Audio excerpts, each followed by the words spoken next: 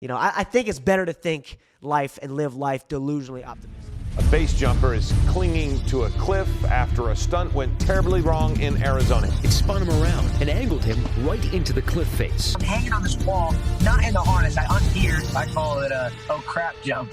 The Daredevil has jumped off a skyscraper in Panama. He's gone wind walking.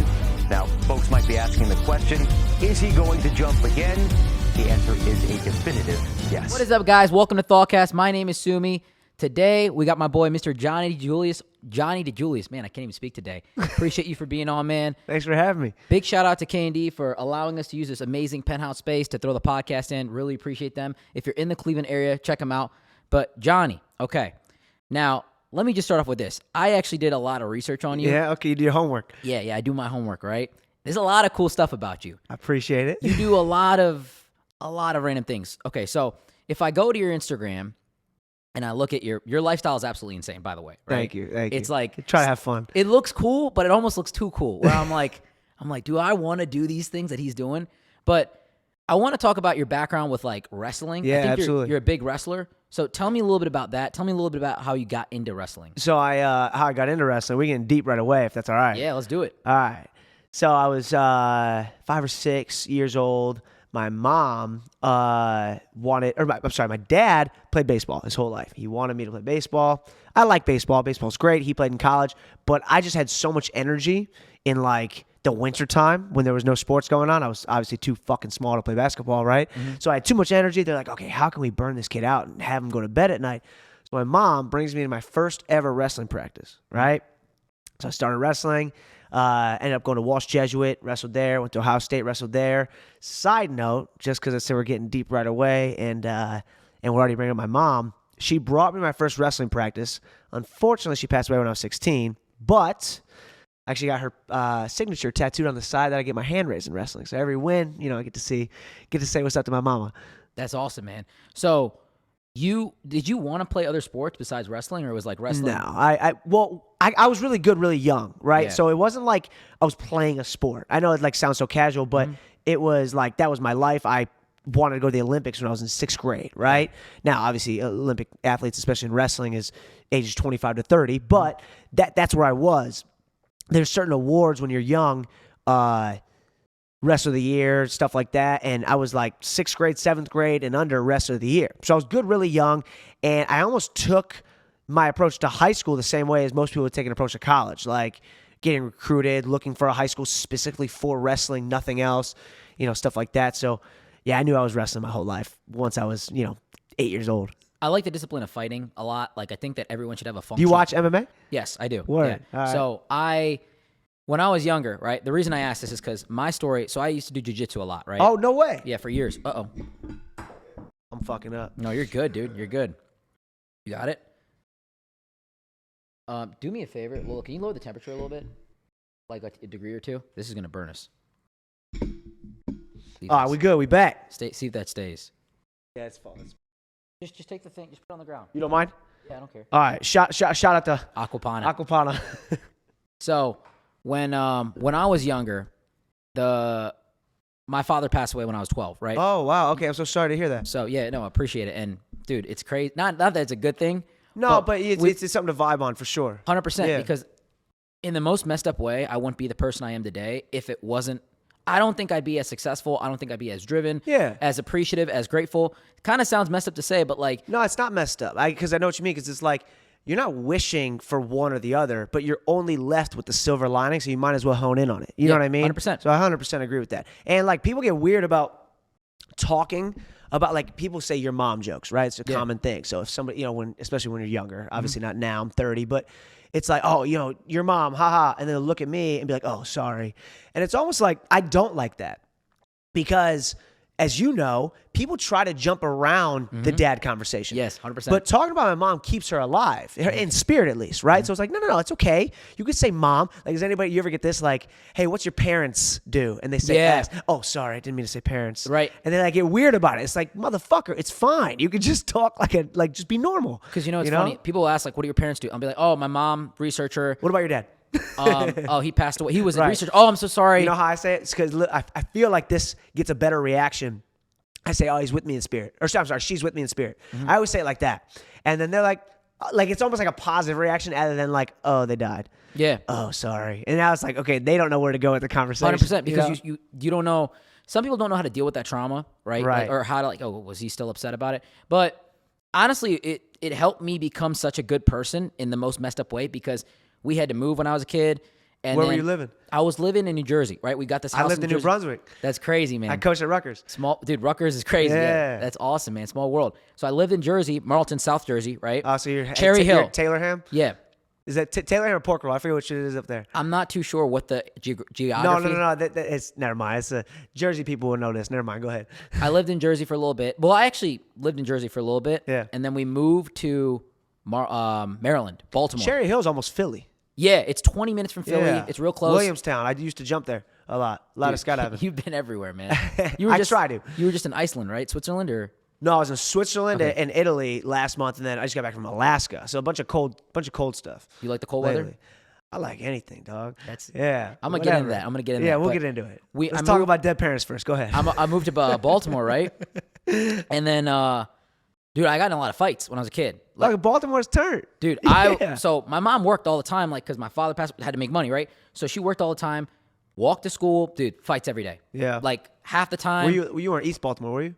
I was in like it was on the street called Cranbrook. I love Towson, like Towson area. I don't know. Yeah, I know Towson. Yeah, there's a college in Towson, right? Yeah, Yeah, I love Towson Tigers. I love this is so touristy, but I love Inner Harbor. Really? Yeah. Nobody likes Inner Harbor From from Baltimore. From Baltimore, but yeah. it's like tourists. You know, you just walk around. It's easy. But it's nice though. No, there's a lot of stuff to do there. Baltimore is actually a huge city. It's just like Baltimore's one of those cities that like you go to and you're like on the outside, dude, dangerous, like real dangerous. No, you go there. It's cool. It's like Philly too. Philly's the same, but it's like, oh, once I'm here, this is a nice little spot for sure. But kind of coupling with what you're saying about losing your dad, there's a domino effect to like who you are today, successful podcast, this, that, and the other, right?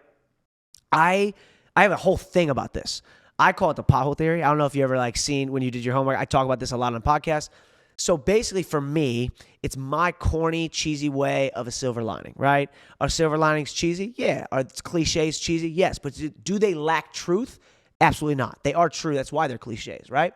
So for me, I call it the pothole theory because name anything that we're excited about on a daily basis. Maybe you're in a car and you're driving to see all your old buddies from Baltimore. You have a pregame. You're about to see all them. You haven't seen them in years. Maybe it's college buddies, high school buddies, whatever it is. Maybe you're going to a concert, something small. Your buddy's playing in a band and you're going to miss him if you're late, or you're going on a flight, whatever it is. All of a sudden you hit a pothole. Mm-hmm.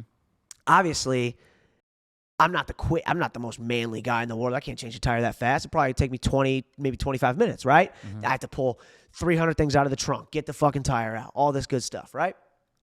So you're going to miss your flight. You're going to miss the little band set. They're going to be gone. The pregame, maybe they moved on to the bar at this point. It almost, in a way, is the worst part of your day, right? That pothole is the worst part of your day. So you get in the car, you start driving. 25 minutes later, you're about a mile or two down the road from where you got in an accident at, not accident, but flat tire at, and you see a real car accident, right? Maybe there's ambulances. Maybe it's fatal. Now, to us, we just look at it and go, damn, that sucks, and we keep driving. But in the grand scheme of things, universe type stuff, oh, wow, had I not hit that pothole, I would have been a part of that car accident, right? So I, again, cliche, always think, you're always where you're supposed to be type thing. So it's not this set me up and I can now look at it and actually see where I would have been had this bad thing not happened to me. Sometimes my favorite things to think about is the stuff, the accident I didn't even know would have happened. I hit this pothole. I only see the pothole. So I only see the bad.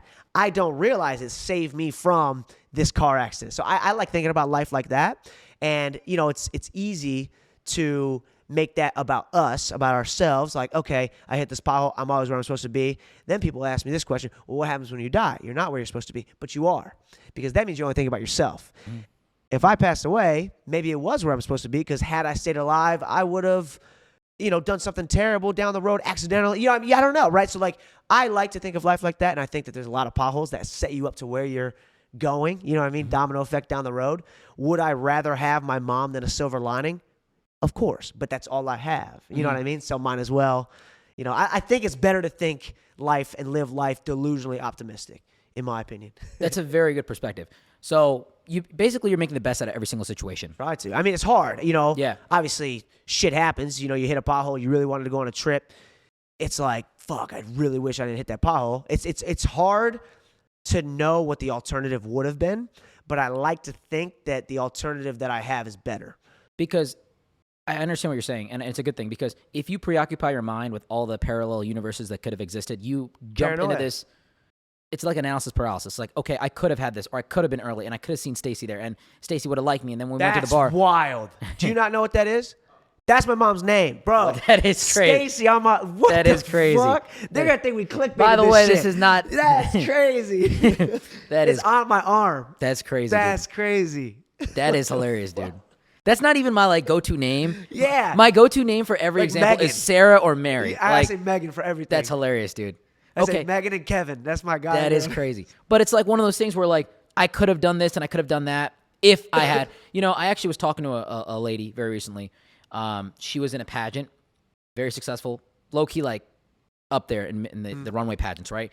She almost had number one, right? And she was always she feels really upset because she couldn't get number one. I'm like, listen, you're exactly where you need to be because you learned from the whole situation. Yeah, but when we say that, because I agree with you, when we say that, there's a bunch of junior high fucking coaches out there that never played anything in their life, and they're like, oh, you think everybody gets a ribbon? You think everybody should get? That's not what we mean. It's actually the opposite. You know what I mean? I can go into that later when we start talking about wrestling stuff, but whenever I say yo, you are where you're supposed to be. You should take advantage of, hey, you came in second, you came in third, you wanted to come in first, but look at it in a positive way. Yeah. And people look at that like, oh, that's soft. And it's like, you have no idea what the fuck you're talking about. I coach at the highest level. You have no idea what you're talking about. You know what I mean? And it makes me mad. Sorry. That's go in. It makes me mad when people do that. But yes, go ahead. So this was a situation where she was very upset because she didn't get number one. Mm-hmm. Literally, I mean, in a lot of competitive levels, you get number one and you win the Super Bowl, for example. The second team is chill. Super Bowl to the moon. Parade, everything. City gets money. Billions of dollars come in. It's just, you're a hair away, and the margin for victory is very small. The defeat and the rejection is very heavy, but I think, it's 100%. If you make the best out of every single situation, you're going to be in a better place mentally. It's this. Positive thoughts, positive emotions, right? Then you have positive actions, and then you have positive results. That's all it is. So if you think positively, you're going to feel good. When you feel good, you're going to do good. When you do good, you're going to get good results. Those good results are going to help you. But if you think negatively, obviously follow the train, you have negative results. Boom, you have negative results. I didn't do well. Now you think negatively. It never stops. It becomes this negative feedback loop that continues magnifying and amplifying in your life. Do you know what the term pronoia is? No. So paranoia obviously is the world is out to get me. Pronoia would be the opposite. Pronoia would be the opposite. The world, the universe is conspiring in my favor. So kind of like the pothole theory, right? Similar. It's I'm always where I'm supposed to be. Is it delusionally optimistic? Yeah. But again, I'd rather be that direction, right, than the other side. I think a lot of things are habitual. So actually, I'll talk about base jumping a little bit. A lot of people look at our reactions as, oh, that's just part of my personality. I think a lot of things when it comes to reactions is a muscle memory. It's the same way I had this wrestler at Ohio State named Kyle Snyder. Kyle Snyder, Mike knows, he's an Olympic champ, Olympic gold medalist, youngest Olympic gold medalist ever. I'm sorry, youngest world champ ever. Olympics, worlds, different years, right? Kyle would always talk about at practice muscle memory with your mind. The same way a fighter would train a combination. Mm-hmm. It's muscle memory. Mm-hmm. Okay, if I block here, I return with the left, right? Whatever it is. Your mind, how you react to things, should also be a muscle memory. Contrary to what a lot of athletes and coaches think, it's not like, oh, I need to will it together. Oh, you got to want it more than the other guy. You know how fucking cheesy that is? Mm-hmm. Every coach says that. Hey, you got to want it more than the other. What happens when both people want it, right? And it's almost a discredit to me if you say the only reason I won is because I wanted it more. What if my offense was better than their defense? Oh, if they just wanted it, they would have beat me? That's not how it should work, right? Mm-hmm. It's my offense was better than their defense. My defense was better than their offense. That's how the sport, at a certain level, a lot of people fucking want it. Now, do people quit at times? Of course, but that's not what I'm talking about. Okay, back to what I'm saying. When Kyle's in the practice room, he'll say something along the lines of, protect nothing. He'll just say it to himself. when he's exhausted, when he doesn't want to be there anymore, those voices start talking. Oh my gosh, I want to go home. How much time is left? What's my weight at? How's my weight cut going? This, that, and the other. When those dark thoughts start to happen, he says protect nothing. When he says protect nothing to himself, he chooses to step forward, to shoot, to attack, whatever it is. He just makes a conscious effort to do something the second he tells himself protect nothing, right? Protect nothing can be attributed to don't protect your gas tank, don't protect your record, don't protect your reputation, whatever it is, right? All of a sudden, we're in a real match. He doesn't want to be there. He's in the third period. The voices are talking. Everything hurts type moment, right? The dark thoughts are coming, right? He says protect nothing to himself. Maybe he's communicated it with his coach. His coach says protect nothing. He doesn't want to step forward, but because of muscle memory, right, he only knows how to do one thing. He steps forward, he attacks, he whatever it is. I did this in base jumping. When you're jumping on off a building, you don't want to jump. It's crazy, right? Every fear, crippling thought is going through your head. I don't want to step off this building. I don't want to jump right now. This is stupid. This is scary, right? I stood on a curb, and I said 3, 2, 1, see it, right? 3, 2, 1. I stood on a curb, and I said 3, 2, 1, see it. I would step off the curb, pretend I threw my parachute. I did this 1,000 times before my first base jump. Then I started with bridges, and all of a sudden I started doing buildings, cliffs, more technical stuff. So it's not just you just one day, crane, climb, go. No. There's a whole, and we can get into that. It starts with skydiving. It's a whole progression, right? But long story short, when I say 3, 2, 1, see ya, there's a lot of times I don't want to jump. But because my body hears that and only knows how to start, it just naturally, habitually takes over. 100%. I think responding to adversity is the same way, though. Yep. Now, it's very hard to tell somebody how to respond to things that I've never experienced, right? God forbid someone gets taken advantage of. Someone goes through something traumatic with I never experienced divorce, even stuff like that. But I've lost people close to me. And it's funny when people who tend to complain the most, at least in my life, and this might be a little bit of a statistical bias, right? But the people who complain the most in my life are the people who haven't dealt with as much adversity, which is very strange. It's almost like sharpening your blade. You know what I mean? It's like because I've dealt with a lot of shit, it's like I know how to process it and work through it and then, hey, get something good, silver lining to come out of it. That's exactly you know what I mean? Circling back, I was grateful that my father passed right. away. It's weird to say grateful, though. It's messed up. People hear that, and they're like, hold on, Were you asshole. wishing for your parents to pass away? They don't get it. But yes, you're right. 100%. Because 100%. there's a kid somewhere out there in the world, great family, amazing, has everything. And everything's gone, fortunately, good so far. For them. Right. Yeah, and when you over-shelter children even, they don't know how to deal with their boss firing them, with their flat tire, with their pothole, with being 25 minutes late. Now we can start talking. This is my stuff. Okay, I love this. Get back to Ohio State. I had a coach there who talked about a cup of water. I'll use it. You got this cup of water, right? You know Travell Delagnev, obviously. You got a cup of water. And wrestling, and all sports are like this. I'm biased. I think wrestling's, the toughest sport in the world. Lacrosse players think lacrosse. Football thinks, football, right? I think wrestling. So just go with that for a second. So if this water has dirt in it, and I let it sit for, a long time, what happens to the dirt in the water? Probably goes down. Yeah, the dirt obviously separates, and the water's on top. So that would be a life of ease. If I take a sip, I'm not going to taste the dirt, right? Mm-hmm. Now, what does wrestling do every single day? Well, it shakes your water. Yep. Every single day, your water, your canister, your glass is getting shook. And the feedback loop we get in wrestling is, boom, I take a sip. Oh, you're not fast enough. You're not strong because I'm tasting dirty water every single day. I don't want to be here. I don't want to do sprints. Someone's saying overtime, and I didn't expect there to be overtime, and all this good stuff is happening, and I hate my life for 2 hours, right? I'm constantly suffering, but I'm choosing to be there. So every day, my water is getting shook. So every single day, I'm simulating turbulence. I'm simulating hardship. All of a sudden, I get to the real world. What happens? Well, something bad. I break my leg. I have to deal with that. My girlfriend cheats on me. I have to deal with that. My wife leaves me. I have to deal with that. Whatever it is. My mom passes away. My dad passes away. Real life turbulence happens. Well, guess what? Is it going to be easier because I've been there before? No. But it will be manageable because every single day I simulated shaking my water bottle. Every single day I simulated turbulence, dirty water, feedback loop. Okay, you have to process this and then progress, get through this, right? So people look at sports and they look at these very shallow metaphors like, oh, hard work, you can get anywhere. It's so much deeper than that, right? Sports is such a beautiful thing. It's such a beautiful thing to be able to take a kid when he's in adolescence or she's in adolescence and go through these different types of trusting, right? Trusting a coach, learning how to trust a coach, learning how to process adversity, learning how to get through things. It's such a beautiful thing. And I wish more people, appreciate sports in that aspect, outside of just the, oh, this guy lost me money this week. Fuck him. I was about to say, F shit pisses me off. Ohio man. is so big on sports betting right now. It's absolutely insane. But shout out to Better. I don't know if I can say that. Shout out to Better, Jake yeah. Paul's company. Sorry. But yes, it's not the betting that makes me mad. I like betting. I like gambling. I go to the Jack all the time. It's the personality that comes with the Better. Mm-hmm. People dehumanize exactly. athletes. I was literally about right? to say that. We dehumanize athletes, and we say things like "fucking asshole," and then they'll say something racist or something sexist. But you know what's something crazy? Fucked up. I'll go to the bar and I'll see some guy. Yeah. This sounds messed up. All right, number one, you'll see a dude eating a burger. The quarterback misses throw. Oh, what an idiot! I'm like, that dude's an idiot. That dude making you're sitting here eating a fucking burger. Exactly. Shut up. That dude making $6 million a year. Right. Banging a girl you could never get. He's paid to make that catch. No, he's paid to try to make that catch. Guess what? It doesn't happen sometimes. 100%. And that's okay. I do want to, before we get off it, I want to go back to my mom real quick. I do love talking about this, especially on podcasts. Shout out to my mom, first of all. Shout out to your dad, too.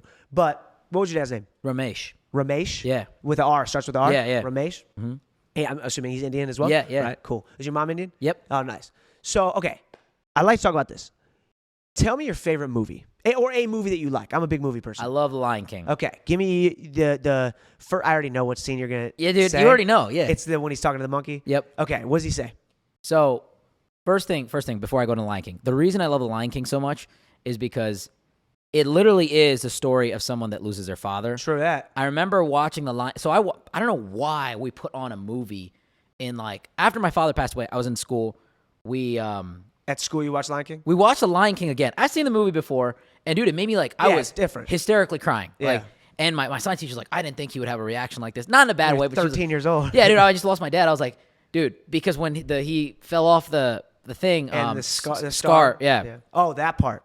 That part is, I don't even know. So the monkey, talking to the monkey is good. I don't know. Let me backtrack a bit here. My favorite parts of that movie were probably when he talks about everything the light touches is our kingdom. ours. That's Right. one thing I really like. Actually, I like the death scene. I hate to say it. No, that's all right. Well, pause about that real quick. So I ask you, think of a scene. You just gave me 3. Why was none of those scenes that you thought of, the first scene you think of in your head, the end credits? Because That'd be silly, right? Right. So you bring up my mom. Someone says a your mom joke accidentally. Someone says, hey, what do your parents do? And they say the S at the end. I don't have to think of the end credits of my mom's life. You don't have to think of the end credits of your dad's life. That's if great. you passed away right now, would you want me to hear Sumi and immediately be followed with, oh. that was a very sad funeral. Yeah, blah, you blah, wouldn't blah. want that. Yeah. You'd want me to hear, Sumi, that motherfucker he's such an idiot. This brother. one And, time we yeah, would- exactly. So my mom, you say, is it okay to mourn? Absolutely. It's okay to mourn. There's times, there's places to do all that stuff, to miss, to be sad. I'm not against being sad. I watched Inside Out last night. I get it. Sadness is important. But that's actually true. I did watch Inside Out last night. But the point is, I like to talk about my mom a lot because it keeps her alive. Yep. And when you say and you bring up my mom, my first thought is not followed by a negative emotion. It usually, to the best of my ability, is followed by a positive emotion. Remember when she took me when I was 10 years old to Disney World, whatever it is. We played hooky. We did this. I like to think of life like that. So I like to use that movie theater metaphor, the movie metaphor, just as a way to explain to people who haven't lost somebody, it doesn't have to be the end credits of somebody's life, right? The leaving of this world doesn't have to be a sad thing all the time. I miss them. That's sad. Yes. But the memories, I'd rather have those than no memories at all type thing. No, that's amazing. I like how you immortalize your mom's memory a lot. I like that word. That was cool. That's very good. Yeah. That's the same thing. So the reason I go so hard in business, number one, Can you talk a little bit about your businesses? I do a lot of things. I'm invested in a lot of companies. I'm a silent investor in a lot of companies, so I get 5 to 8%. My main money. Are you Ozarks? Is that No, what no, not one of those guys. you're an angel investor? Just silent No. partner? That's a great show, by the way. Yeah, it's good. Dude, I bet the tourism went up like crazy In after the that. Ozarks? Yeah. I heard of it for years. I had this volleyball friend at Ohio State who lived in Missouri, and she always told me about Apparently, the it's Ozarks. nuts there during the boating season. Independence Day is crazy. Crazy. I bet. But not an angel investor like that. But my financial firm, so I do financial services. We do insurance and healthcare. That's my big bread and butter. I made a lot of money doing that. A lot of people ask me where's my money from, right? And I'll break it down real easy. I made a lot of money with insurance. I was just in insurance, it's commission sales, right? You're recruiting people to sell a certain product. We have a portfolio. We sell those products and we put retirement planning funerals, final expenses, mortgage protection, that kind of stuff. I was just able to build a system. It sounds like very vague, but I basically recruited a lot of agents. I handled their back end contracts, and I built a large arsenal of agencies of under agencies in the insurance business. With that money that I made from there, I invested into other companies, right? So there was a situation that happened recently. I'm sure you remember the BLM riots, right? Of course, yeah. Riot damage is not covered by insurance, right? I know, that was crazy. I saw a lot of businesses go under because of that. So people were like protecting their restaurants and their businesses with that kind of stuff all over the United States. Like that was a big thing, risking right? their health and their life. Right, yeah. And it's like, you know, that situation, for example, there was a lot of damage that was done. This was during COVID. A lot of restaurants lost money. And so next thing you know, boom, riot damage. You're in the hole again, 30,000. Here I come. Hey, I'll give you XYZ amount of money for a certain percentage of equity. When you rebuild, you have the option to buy me back out. Oh, cool. And so I bought into 20 to 30 businesses at the time. All in Cleveland area? Not all in the Cleveland area, but kind of in the United States. And a lot of them probably saved a lot of people. Yes. And it was, you know, it's a difficult deal for them because, like, look, I had this business for 9 years. If it wasn't for COVID, which will pass, I would be fine. But that's another pothole. A lot of business owners don't save their money. They Yeah. don't hold their money, and they don't expect the rainy day to happen. They expect a bad year. They don't expect a complete national shutdown, business pandemic, put the mask on the face, that kind of thing. Yeah. And then the riot to break down their store for 30,000. Like, they don't expect that. So I was able to buy in a lot of that stuff. And my philosophy was build the one thing up really hard so where I can invest and leverage into things. Financial services is not a fun industry, right? It's a very boring industry. People ask me, it's an industry that makes the most millionaires and billionaires. Yeah, but it allows you to do a lot of stuff outside of it, though. 100%. Yeah. When I moved to Baltimore, my mom you started doing this in Jersey? No. I moved to Baltimore, right? Went to high school there, and then I moved to Cleveland. You didn't live in India ever, did you? I did live in India Really? for a while. In Yeah. Mumbai? No, in Hyderabad. It's the third largest city in India. What year were you? That was like the 90s, right? 94. So it was Bombay back then, not Mumbai. It was still high. So yeah. That was that. That part. I'm saying, yeah, that's it. Yeah. I said it wrong, which is what I was correcting myself. Yeah. So Hyderabad was also called something else. It was called Andhra Pradesh. Yeah, so many cities and towns changed. Dude, India is a whole different place now, world, man. Like, because the thing is, it's so decentralized. You go to, like, California, there's a Sunoco, there's a BP, there's XYZ McDonald's there. In India, you go an hour over, it's like, dude, whole different language, whole different place. It's insane.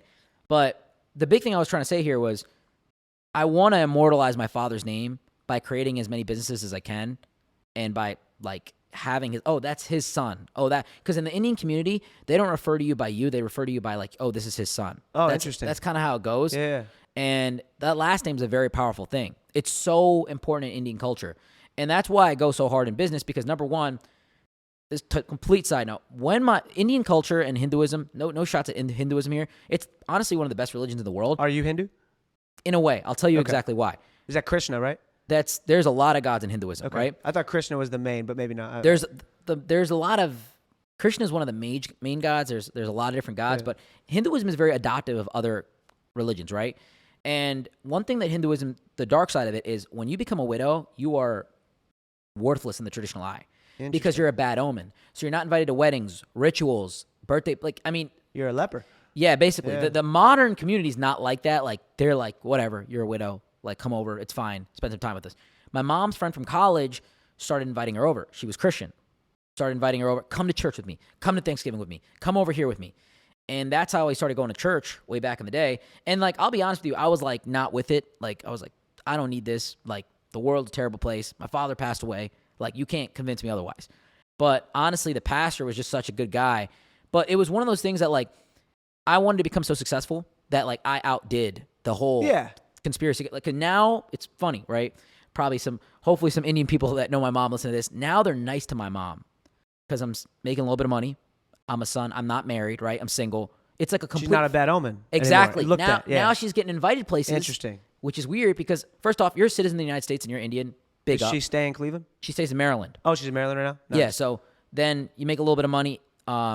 You're looked upon as well, like, good in the Indian community. So because of that, like, my dad's name, the success, it's huge for me, you know? That's interesting. Yeah. I like that a lot. I like that your motivation and inspiration is very internal. Mm-hmm. And, I talk about this a lot with kids. I do a lot of camps, a lot of clinics, wrestling-wise. And whenever we do things, a lot of the cliche things people tell us to be motivated about are very external. Yes. And an external motivator can be taken away anytime. An example in the sports world would be, hey, you better do an extra push-up. Your opponent is doing an extra push-up. I don't like that. I think that you can latch onto that at times, right? Even in the business world, people will be like, hey, you got to outdo your competition. Yes. That's not that's such a finite. I don't know if you ever listened to Simon Sinek, but he talks about this a lot. That's a very finite type of mindset because it's limiting. So here's how I think of it. If there's this fire right here, and I take a bunch of lighter fluid and I put it on the fire, what happens to it? Goes crazy. Yeah, it gets crazy, but only for a second, right? So that's why we use phrases like burnt out, fired up.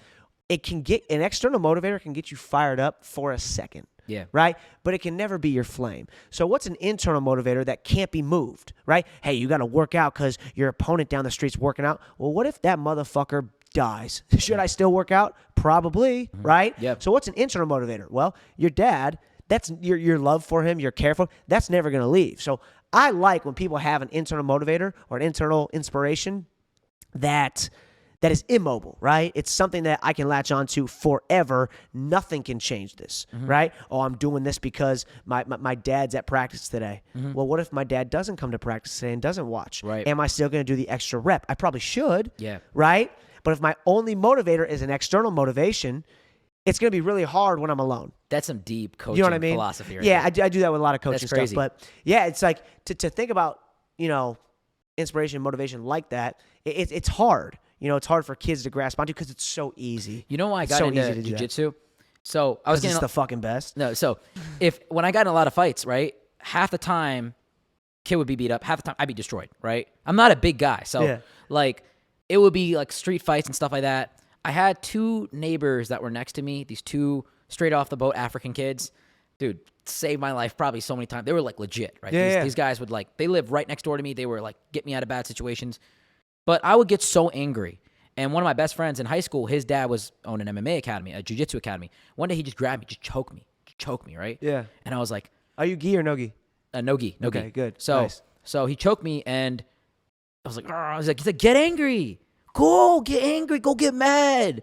Go get the textbook and throw it at me. Like he was just choking. Do something back. He's like, you have to think when things get bad, you have to think even more. Yeah. So when there's pressure on your neck, on your body, you can't just flail have to out problem solve. because you'll exhaust yourself. Yeah.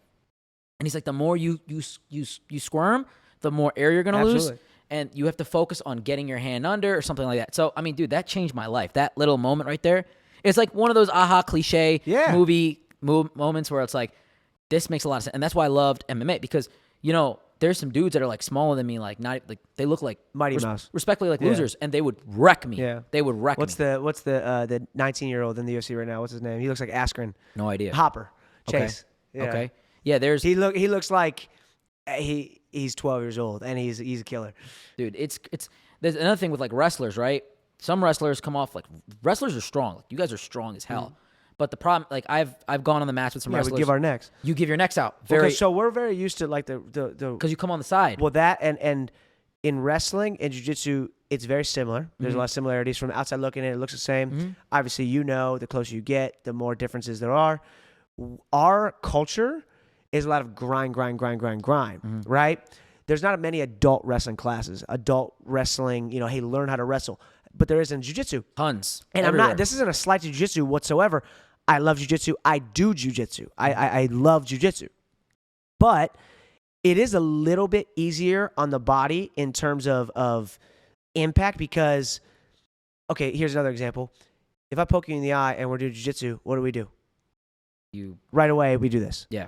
All right, if I poke you in the eye in wrestling, people don't give a fuck, right? And that's not like wrestling's tougher. It's not. It's not. It's just a different culture. Yeah. So when we have that same mentality and we come to jiu-jitsu, our face is in your chest, we're getting guillotined, right? Our face is in your chest, we're getting triangled. I think that's just how it a happens. big thing about wrestling, I think I would definitely say wrestling's more intense because, dude, it's like groomed from a childhood. Yeah, it's young. You It's start like young. it's like in school, Yeah. and dude, there's like a thing with it. Like, I remember wrestlers would spit in like high school, and I'm like, what are you doing? Losing weight. Like losing weight, like not drinking water. I'm like, you guys look literally insane. Yeah. Like, you know what I mean? But there's no jiu-jitsu class. Have you competed ever? No, dude. I just do it for fun. I do it Good for the for you. exercise.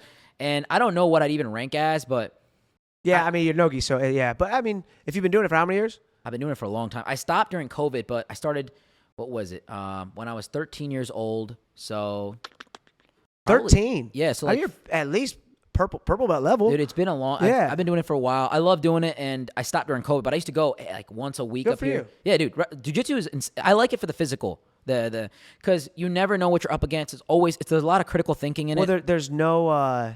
It doesn't discriminate. Mm-hmm. If you are a 100-pound little white girl Mm-hmm. and there's a big ass dude that's 300 pounds and you don't have a partner, guess what? You're going to get. That's just how the room is. You know what I mean? It's amazing. Which is cool. Because I had a buddy of mine from college. Yeah. Came over. Jiu-jitsu was like, let's go, man. He's like way bigger than me. He's like But 6'1". that's the vibe. Yeah, isn't it? 6'2", 6'1", way bigger than me. Yeah. I'm like, let's hit the mats. He's like, all right, you ready? I'm like, yeah, let's go. I'm used to this, bro. Dude, easy. Like Yeah. he was like losing. He's like, Big guys are always the most fun to. I'm gonna sound like Bradley Martin on a podcast right now. I'm not trying to. You But 260? Big, yeah, right. Big guys are the most fun to grapple with because Yeah. you could just use their weight against them so easily, right? It's almost like little guys that are like harder to wrestle sometimes. But I also like that in jiu-jitsu. It's like you just try to break my arm, and I have to sit there and I have to shake your hand and say thanks, good job. You know what I mean? It's such a cool it's awesome culture. Yeah, but back to I keep going back to the kind of the similar topic. I do want to move on it real quick, but we're talking about so many things that are down this path, and I do like to talk when it comes to like adversity, moms, even wrestling, jiu-jitsu based, when something goes wrong. I do have a little thing I like to call why to what. It's really like a lot of coaches say, hey, find your why. Knowing why you're doing something is important. So that's a different conversation, right? So let's shelf that real quick. A lot of people, when something bad happens, why me? Mm-hmm. Why God, why? For me. Why does bad things happen to good people? Why did my mom pass away? Why did I have to lose this match? Why did I have to, date this guy, this girl, this whatever, right? Stuff like that happens. I like to change why to what. Is it easy? No, it's very difficult. But what is a progressive thinking word, while why kind of holds us in the back. It holds us in the past. Why is looking backwards. What is, okay, what do I have to do to get back in this match? What do I have to do to get back into this game, this whatever, football, basketball, this, that, and the other? What do I have to do to get over the loss of my mom? What do I have to do to be there for my brothers? So what does start the hands moving of, hey, let's fix this problem. You know what I mean? Mm-hmm. So I like the word what because it pushes me forward and it's a forward-thinking word. Does that mean I don't sit back and think about my mom sometimes? Absolutely not. Of course I do. Does it mean that, it's just, to me, it doesn't hold me in the past. You know what I mean? So changing why to what has been constructive for me. Maybe not for everybody, but I've liked that. The big thing, like, here's where I work with a lot of people. I coach a lot of people, right? In what aspect? Literally, dude, I work with financial or No. Everybody 5 to 6 years old and trauma. Bad situations happen. Celebrities and athletes with their relationships, their lifestyle, like handling stress. We have a whole private consulting side of ThoughtCast where we work with over 1,000 people last year, and that's a side that nobody sees. Oh, you got a lot. You got a lot of hats on. Yeah, no, I do. And that's hard to like. What do you do? I'm like, who do you want me to be right now? Right. I like to do a lot of random stuff, but I'm a professional life liver. That's how I like to put it. Yeah, but a lot of times people get so bogged down and they don't think like that. They don't say, what do I have? It's easy. I will say, I'm saying it from a place of comfort right now. Mm-hmm. Nothing is going wrong, right? Mm-hmm. The second something goes wrong, I will have to be reminded to do that, right? So, like, it's easy for me to say all this good advice, this, that, and the other. Like, oh, yeah, don't think like that. Think of your deaths and your adversities like a movie. Don't think about the end credit. The second someone passes away, I'm going to have to be reminded of it. I'm not Superman, right? So saying it from a place of comfort is easy for us. You know what the Dunning-Kruger effect is? Mm-mm. Okay, this is like my favorite thing that happens in the world, right? I see it everywhere. The Dunning-Kruger effect is drastically underestimating how hard something is. It's called uninformed optimism. So we watch an MMA fight. Yeah. Dude, just hit him. Yeah. Dude, just get up. Someone drops a pass. How could you miss that? You're paid to make that kick. You're paid to make that catch, whatever it is. From far away, we think things are easier than they are. We have uninformed optimism. All of a sudden, we do something, right? We start taking batting practice. Oh, baseball's easy. We start taking batting practice. All of a sudden, we start missing the ball. We have the next step in the thing. It's called informed pessimism. So uninformed optimism, informed pessimism, right? Wow, this is harder than I thought. Yep. Most people stop there. Most people go to a new hobby, change sports, whatever it is. They go back. if you stay there long enough, a day, a week, a month, a year, whatever it is, you eventually have the best of both worlds. You have informed optimism. You have, oh, wow, I can do this. It's called a BCA curve. If I want to progress at anything, I'm a B-level student, a B-level wrestler, a B-level whatever, and I want to get to A. Most people think progression and it's all trajectory, like linear, right? Yeah. It's not a linear trajectory because we have to get worse before we get better. My dad and I played pool every single night before I would go to bed. Every single night. He kicked my ass, right? This is when I was young. I was in junior high. I had a pool table in the basement. We'd play pool. In high school, I got decent. Enough where I can win 1 out of 5 games. He'd still kick my ass, but I can sneak one in here and there. He comes up to me and he goes, Johnny, you can make these straight in easy shots really easily. If the balls are all spread out, you're good. I said, yeah. He goes, why don't you try putting English on the ball? Okay, what's English? Well, English is curve. So I have this straight and easy shot that I know how to make. Okay, make that. Or I can put a little bit of spin on it. Well, I make my easy shot, and what do I line up? Well, I line up my next shot. So what do you think starts happening? I start missing the straight in easy shot that I usually always make. So I was B-level pool player. I know it's cheesy, but I was a B-level pool player. I started missing a shot that I usually make because I'm putting spin on it. Now I'm at C.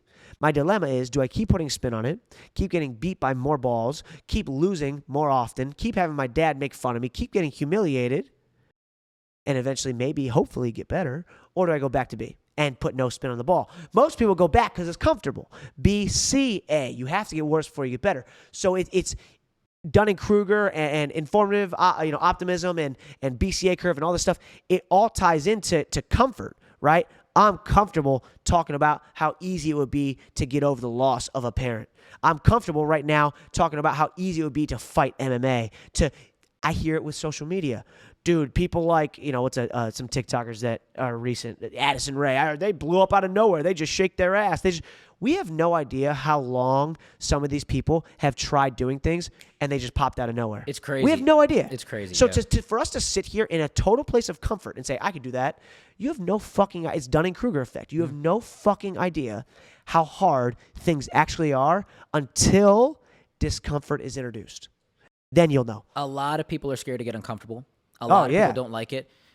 We think discomfort is synonymous with I don't like this. And that's not true. Yeah. They're not the same thing.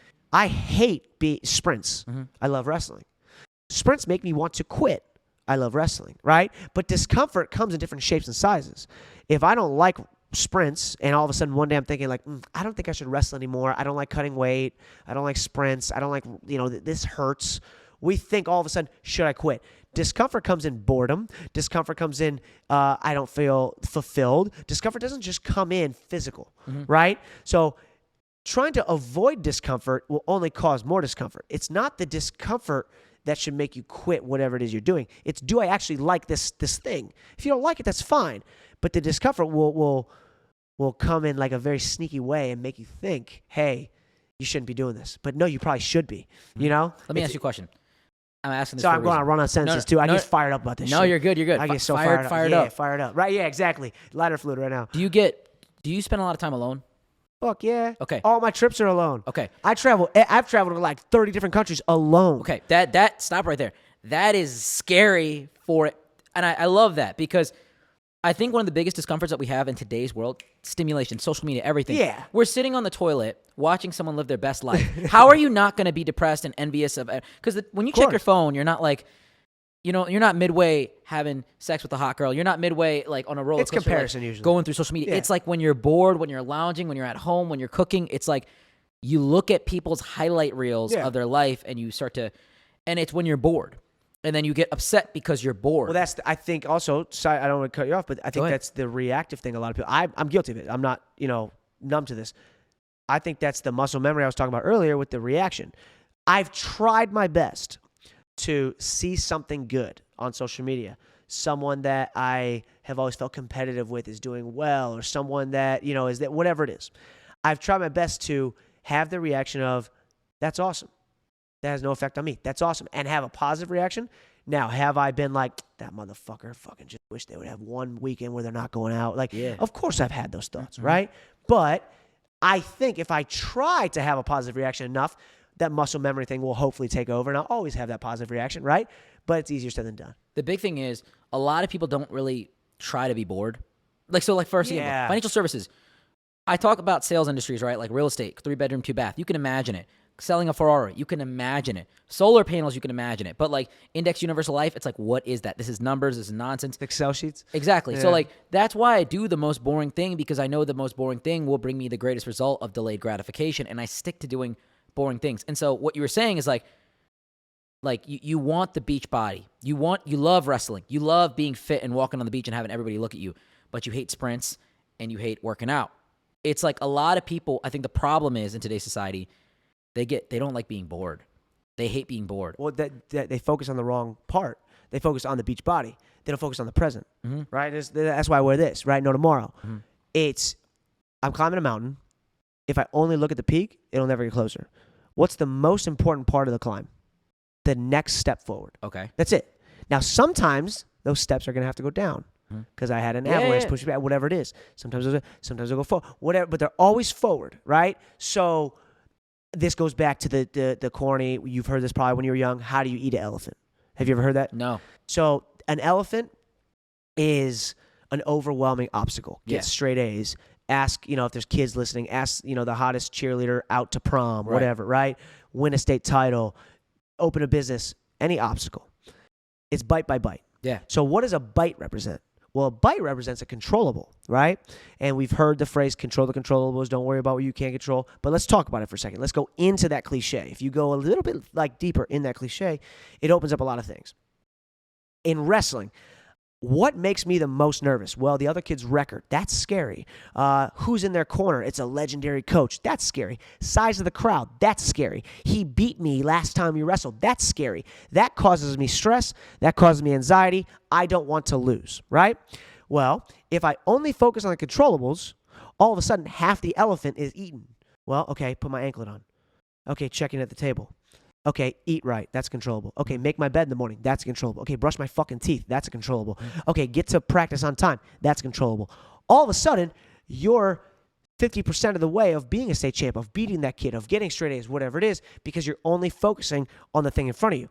I had this coach one time tell me, he says, what happens when you think about the end of a match, winning and losing? Your mind is by definition 7 minutes. A wrestling match is 7 minutes long. Your mind is by definition 7 minutes in the future. How could you, Sumi, be the best person in the moment, the best wrestler, the best version of a wrestler that you are in the moment, if your mind is at the end of the match? If your mind is 7 minutes in the future, how could you be the best podcaster you are right now if your mind is on your financial stuff that is not happening until next quarter?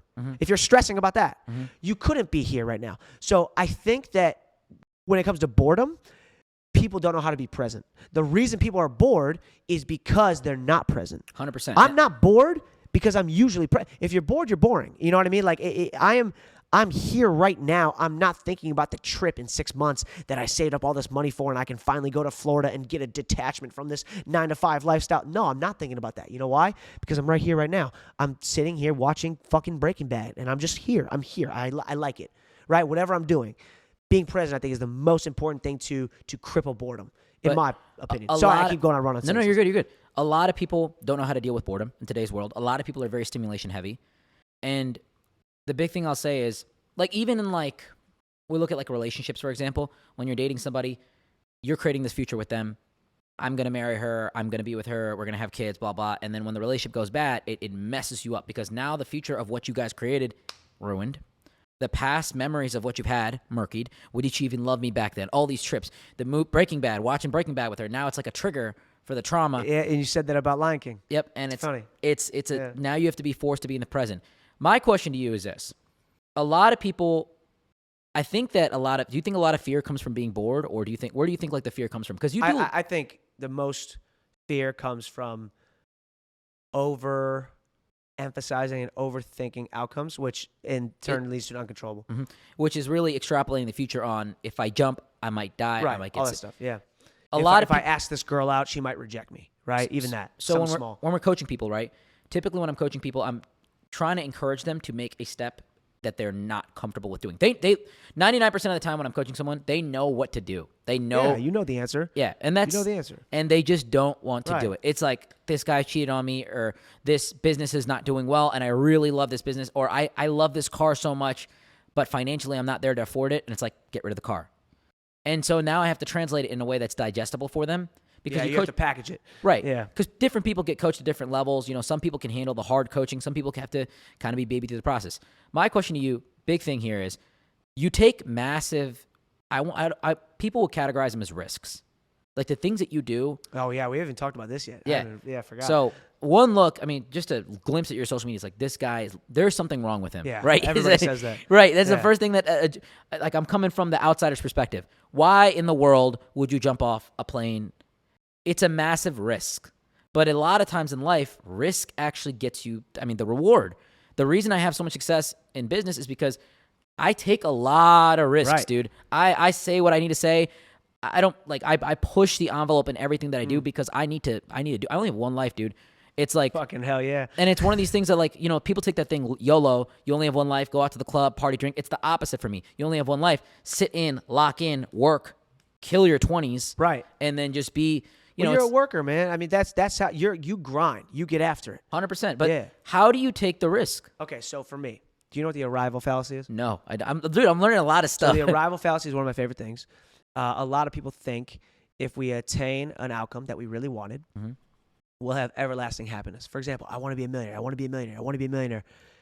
A lot of people make the $1 million. They win a state title. They win a national title. And you know what they're left with afterwards? They're not happy. Well, they say, I thought I'd feel different. Because at the end of the day, if you're a piece of shit before you're a millionaire, unfortunately, you're still a piece of shit after you're a millionaire. So it's not the outcome that changes you. It's more the steps leading up to that outcome, right? So when it comes to jumping off things, here's what I like to think. Imagine there's a young girl, guy, doesn't matter, just graduated college, and let's say they had we'll use a girl as an example. Let's say she has the biggest passion for yoga, right? Okay.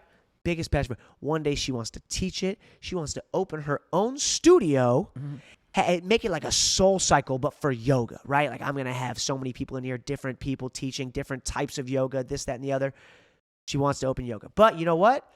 She just graduated college. She has a communications degree, and someone offered her some job at some office for $75,000 a year. That's great out of college, right? Oh my gosh, let's do it, right? All of a sudden, 3 years go by. What's she thinking? I want to do what? I want to open yoga. It's called the golden handcuffs, right? Like I'm stuck in this car payment now because I've been living this apartment job, rent. this apartment, whatever it is. I'm stuck. If I leave and open this yoga studio, I'm going to take a pay cut. So all these outcome-based thoughts are popping into our head. What if I can't make rent? If I quit this job, I hate this job. I can't listen to my boss for another day. I got away from something that made me so happy, made me feel so present. I want to get back to yoga. Go ahead, sir. So I'm going to throw this in there, right? Just to interrupt you. But that is realistic, right? I'm the girl. No, that's what I'm the girl with the yoga studio. That's 90% of what people think. Yeah. They're all talking about what if, right? So for me, right, what's the most liberating moment in that? Not when the yoga studio does well. It's when she first says, I quit. Yep. It's not that when she says I quit, that's the most vulnerable she'll be to not making rent. That's the most vulnerable she'll be to the yoga studio not doing well, to her business not opening. But it's the most liberating she'll feel, which means it's the most present she'll feel. So let's take that same concept and put it on top of a fucking building, right? What if my parachute doesn't open? What if I can't make this landing area? What if I have a bad gust of wind? What if I have this? What if I? Once I jump, guess what? There's no more what if. It's just there. I'm just present. And it's only a 2-second delay to the opening, but those 2 seconds feel like an entire lifetime. It's the most present you'll ever feel. So a lot of people ask me why I do that. It's not because we're escaping death. Oh, yeah, got it. It's like anything. There's progression. There's growth. I'm learning. I'm becoming more of myself.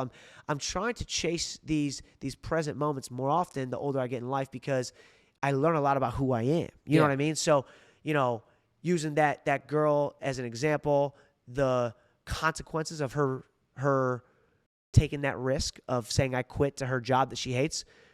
Okay, she can't make rent for a few months. They're not as bad as obviously a risk on a base jump, right? The consequences of that. But the present feeling is all the more great as well. You know what I mean? But so it goes some up exponentially. I'm just playing devil's advocate because I agree with you.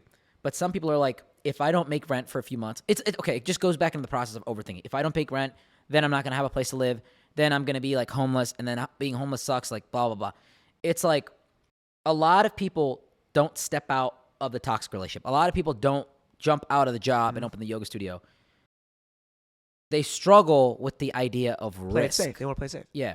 And comfort is a very beautiful thing. I think that we all want to be comfortable in life, but it's also a very dangerous thing. And Well, so, it's like talking to a girl. Mhm. Tell you like her, what happens? yeah, I mean, She don't like you anymore. yeah, right? it's because So what happens if you chase comfort only? you don't win. You don't do well. You have to avoid comfort to finally get comfort in the end. I know it's a That's- cheesy ass No, that's fucking, the you best. know what I mean? If you're uncomfortable, the more uncomfortable you are, the more comfortable. So it's like this with like business, for example, right? I say this thing all the time. Yes, I work a lot. Yes, I do. But I can work from home. My dog is around me. I'm in this beautiful place, this penthouse. I have it's a small things. Like I have a, I used to say this when I first started making money. It's like I can get the doubled guac and chicken from Chipotle anytime I want. I don't have to worry about it. It's such a huge flex to me because that, like, I don't even have to think about it. I can fill my gas tank up. I am uncomfortable in certain aspects of working, but I'm in a comfortable environment to work, if that makes sense. No, it's synonymous with each other, 100%. I think when people aren't used to a lot of discomfort, paralysis happens. So I'm uncomfortable. I stay where I am. This is horrible example. It's a good example, but it's a dark moment in our history. I heard stories about people in the World Trade Center. The first building went down. Yes. You're talking about people jumping. No, not people jumping. Those two, that's a whole separate, Yeah. great philosophical type of conversation we can have. But there's people in the second tower. I forget which tower went down first. I think it was the second tower that went down first. But the first tower's still up. One tower went down. They know that their tower is going to go down. They know that they're going to die. They're so scared to die that what do? They sit at their desk. They freeze. They're so scared that something's going to happen that they freeze and it happens. It's so interesting how our human brains do that. A deer is so scared to get hit by the car, it gets hit by the... We almost cause these things we're terrified of. When you avoid discomfort, when you avoid quitting the job, you cause the thing you fear the most. You just do. If you avoid discomfort enough, you're by definition causing the thing that you fear the most. If I am so scared that my girlfriend is going to leave me, if I'm so scared, oh my God, I shouldn't do this. I should pocket these things that I'm like being annoying and nagging about, and I'm being, extra. I should not do this. But all of a sudden, I can't help it. Discomfort. She ends up doing what? Leaving. Right? So it's like, if you sit in discomfort long enough, usually you have a little bit more grasp on what the outcome might be. Now that goes against what I'm saying earlier. I don't like focusing on the outcome. I do like having my goals though. If a goal is a to-do, checklist, win states, check, open business, check. It almost is like unfulfilling. If a goal is more of a to-be, I feel like the to-dos kind of like are a byproduct. They do themselves. So if like your goal is to open a business, it's like, okay, I did that, check. But if your goal is to be, hey, I want to create something that is going to be very constructive for a lot of people struggling financially. That's a to-be thing. What's a byproduct of that? Well, a business opens because of that, right? Like, so it's like chasing and focusing on the right things in the midst of discomfort. So this girl who's trying to quit her job to open the yoga studio, me trying to jump off this, someone trying to leave a toxic relationship. It's just focusing on the right things. You know what I mean? Let's put it like this. Let's say Megan. We're using Megan. We're using your word. Stacy. Yeah. I don't even know. That's not, once again, not my go-to. good. So Megan wants to open up a yoga studio, okay? And what's the first thing that you're going to kind of tell her? Like, I'm scared. I don't want to quit, blah, blah, blah. The first thing, as a coach, you know what I'd say? Yeah. First thing. You might not do well. First thing I'd say, hey, you might not do well. Let's address the elephant in the room. Let's talk about it. Because when we say the things out loud that give us the most stress in their head, and all of a sudden they're out loud, guess what? They have less power over us. Hey, I'm nervous to wrestle this guy. I might not do well. It's not putting it in the universe like, oh, it's going to come back and do it. That's not what I mean either. Like there's different, sides of that coin. But let's just address it. Hey, Megan, guess what? This is not the last time you're going to have a bad day. This is not the last time you're going to have a good day. You're going to have more bad days. You're going to have more good days. What do you want to do? Do you want to do yoga? Okay, then let's try. Let's at least try. And it might not do well, but you tried. Good. Let's try. Effort is the only thing we can control. Let's put effort in it. That's what I would talk to her about, probably. See, so like, let's say we have Megan here. I would throw because I'm trying to see if it's just one thing. I'm trying to dissect your brain right now. Let's talk. I'm trying to see what actually gets people to jump and do this and take the lead. Because, for example, if Megan came to me, I'd say, number one, I'd extrapolate the future in her working at this job. Great, you're working at XYZ Bank, making $75,000. Mm-hmm. Where are you going to be in 5 years? Right. At No, XYZ I'm Bank. not going to be here. I'm gonna. Right. Well, I'll say if you continue this path, you're here for another year. You're here for Right. another year. You're That's wasting. what happens. You're the youngest you are in this very moment. You're wasting your life and your energy, the blood flowing in your veins, to stay at XYZ Bank when you don't want to be at XYZ Bank. Working for a guy you hate. Yeah, and there's people that might love working here, but it's not you. It's not you. So I create the future, number one, with her being in a negative position from that job. Number two, how can we decrease the risk in any way possible, right? For you, it's like we have a helmet, we have a parachute. Like this stuff works, right? I call it stack the odds in your favor. Yes. That's how I say it. That's what we So also yes, say in I financial say it. services too. Stack the odds in your favor. So I'll say, listen, how much money do you have in savings? Can you go a few months without spending money at the bars and stuff like that to create a So you pocket? give a more analytical route to it, 100%. That's something I need to do better at. But also what I can do better at is this is the reason that people don't do things is not because it's logically the best. Mm-hmm. They do things because they're emotional. Oh so, yeah, 100%. so we're all experiences. We're all a category. People stay on 16 all the time. Not a lot. Do you play blackjack? No. Okay, yeah. Well, that's. Oh no, I blackjack know. people will know. Yeah. No. Now I get what you're saying. Don't stay on 16. Don't. Yeah, are you a fighter? Then fucking fight. Yeah. No, I get that reference now. With Megan, I have to, once I create the negative future of her being in this place, it's actually an emotional thing. That's not necessarily logical, because logically she's making money here, but It's I say, safe, listen, yeah. you're I going to be at feel a good desk here. sitting next to Phil. You hate Phil, and his wife hates you too for some reason because she thinks that you're hooking up with him, but you would never hook up with him. And I create that whole thing, and then I talk about how that, and then I talk about the benefits of the yoga studio. Imagine you walk in, and it's not the craziest yoga studio, but you got 5 clients there. They come there every day because they're devoted to you. Yeah, How would that you make you feel? fulfilled? That's doing something. So I grab the emotion in the negative, and I grab the emotion in the positive, and I try to walk her through that process with a lot of things thrown at her. Number one, calculated risk. It makes sense for you. I go through it. It's not necessarily the most safe. It's not the most risky. You put everything together, and then you have to get her to push and jump.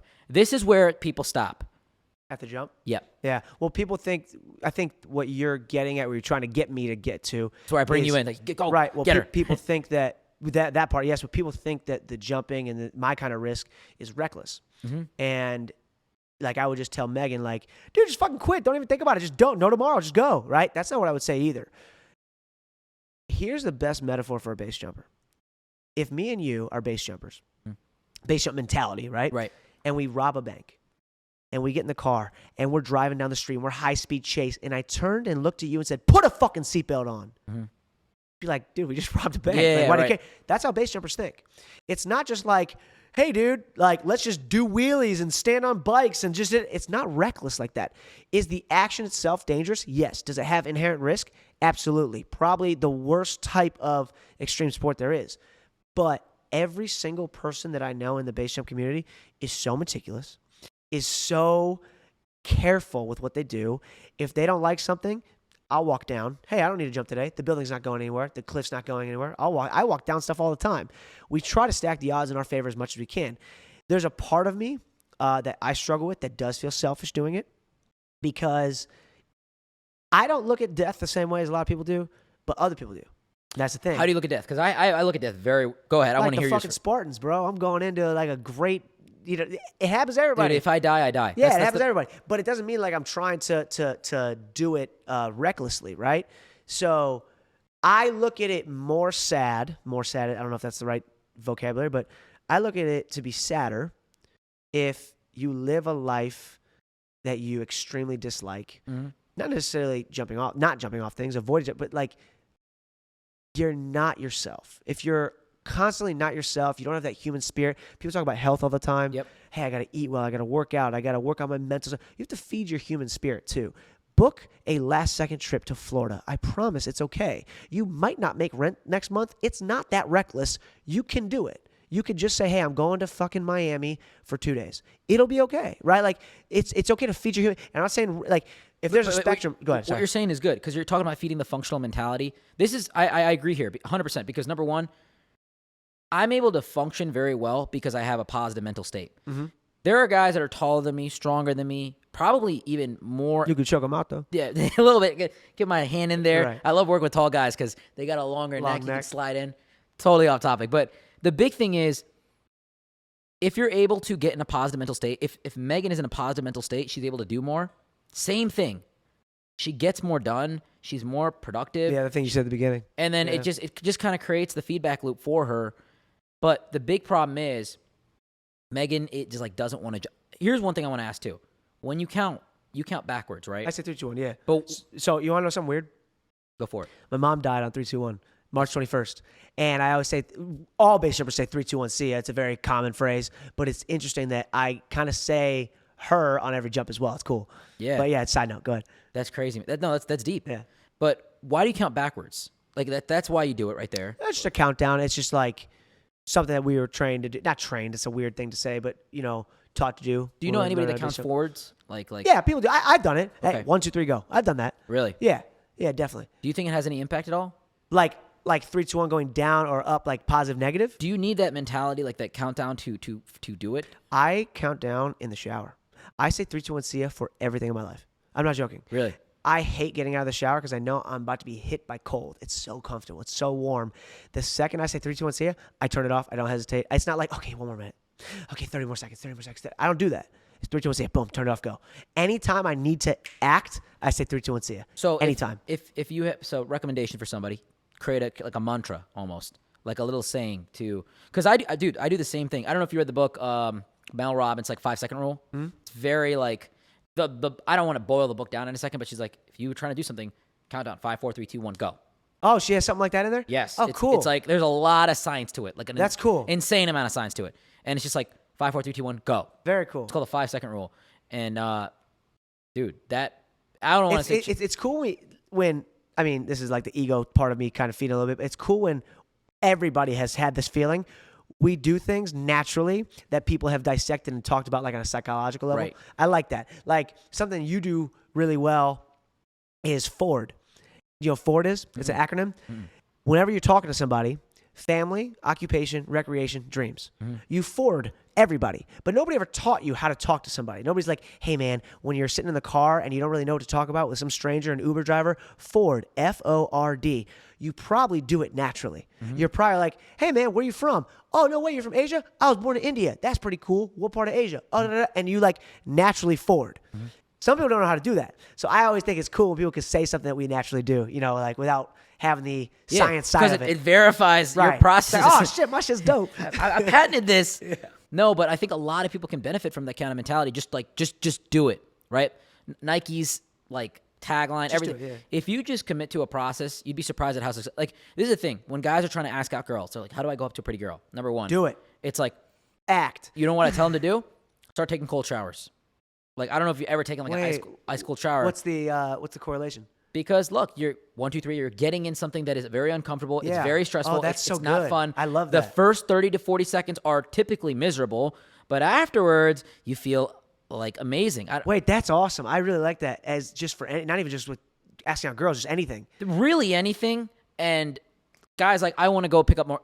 Okay, so if we are you dating anybody? No, I'm not. You have a girlfriend? All no, right. But if I'm full single mode, like years ago, I used to be out in the You're clubs. a motherfucking hitch. That's who you are. I'd be going out, but this is the thing. People don't understand that I strike out 8 times, 9 times. Like, I'll talk to 8, 7 girls, and I'll walk up. Some of them, you can't control what they're thinking about. They might be like having a bad day. Their boyfriend just broke up with them. They just paid for a $30 Uber, and they're salty about it. Like whatever it is. Or Bethany didn't tag her in a new photo, and she's pissed off at her. You were walking into a range of emotions there. This is just an example. It could be anything. It could be you asking for a raise from your boss. Anything. Mm-hmm. It could be you going into a base jump. You have to create a mindset of resilience into doing uncomfortable things. Yeah. And the thing that you're talking about, how you used to jump off the sidewalk and stuff, people need to practice those things. I put it in pragmatism with cold showers because it's good for exposing. You have good vocabulary. Thank you. Appreciate it. So I get them to engage in uncomfortable things. Like cold showers are really good for your cuticles, your hair, your body. It exposes your brown I know fat the layers. health benefits of it, but I was thinking of the metaphor for. But that's how you. If yeah. you're telling a 21-year-old girl, "Hey, take cold showers," why would I do that? It's good for your hair. Yeah. It helps you burn fat. Oh, it burns fat. I can get skinnier. Okay, yeah, for sure. But there's teachings in there that they don't realize. Concurrently, she's doing something every single day that is that she doesn't want to do. Exactly. Yeah. And that's the first And thing. she's choosing to do it. That's good. I do like to think, like, when I talk to kids too, I do about 80 clinics a year. So I see about like a little under 10,000 kids, and I do it all over the country. That's right? awesome, man. And whenever I do these, something I talk about is like, people want to win more than they want to compete, Yeah. which I think is a problem. You have to want to compete first. I'll give you an example. A lot of people get excited. They get excited if someone had a bad weight cut. Why? Well, my path to winning will be easier now, right? So you want to win so bad, you want to wrestle his 80%? Yes. Why? Why? Will you actually be better? The point of a competition is to see who's better, right? So in a way, you almost have to care about your endeavor, wrestling in my case. You have to care about wrestling so much that you have to want the best person to win, even if it's not you. And what I mean by that doesn't mean you want to lose. What I mean by that is if there was a Magic 8 Ball and it said, okay, if they're at 80% of their best, you'll win. If they get a good night's sleep and they're 100% of their best, you'll lose. I should hope for the 100%, no matter what. And it goes back to the discomfort thing, because if I want to score points, what do I have to be perfectly okay with happening? Getting scored on. If I want to hit a home run, I have to be perfectly okay with swinging and missing. You, on one hand, if you want to ask a girl out at the bar, you have to be perfectly okay With getting rejected. If someone wants to open a yoga studio, they have to be perfectly okay With that the failing. yoga studio might not do well. Yeah. And that's okay, right? And the second they come to terms with accepting the alternative, I almost feel like it becomes a little bit easier to like go, hey, I don't want to get in the shower. I have to be perfectly okay with it being cold. It's just gonna be fucking cold. Fuck it. 3, 2, 1, go. Right? Like, it's like a little bit of that. Like, it helps me a little bit at least. I don't want to talk for everybody. It helps me. Do you have a good support system for your stuff? Like when if you're going on a base jump tomorrow. No. Okay. No, That's very definitely not. interesting because the reason I focus a lot on relationships. Pause that. I'm sorry. You know this because you're a content creator, so you understand this. And most content creators that are listening will understand this. The people around you are not a good support system when you're making content. Because base jumping to me is a lot of storytelling and content. The closest people to you roll their eyes. Strangers say, hey, man, you're changing my life. And it fucking pisses me off. Dude, it's this guy over here is very supportive, right? He's close to man. me. But I'm talking about like close friends that I like see like on a daily basis. 1000%. They're the ones that will buy a fucking stranger's merch and roll their And eyes support at you. you making merch. It's like, listen, I'm gonna kind of go off. I'm pissed now, right? So You're preaching to the choir. I know I am. Yeah. It's like, listen, if you're somebody out there who has a friend who is starting to rap, starting to make music, starting to do podcasts, starting to do training videos, weightlifting, this, that, and the other on social media, and you look at them and you go, you have 1,000 followers, and you roll your eyes, fuck you.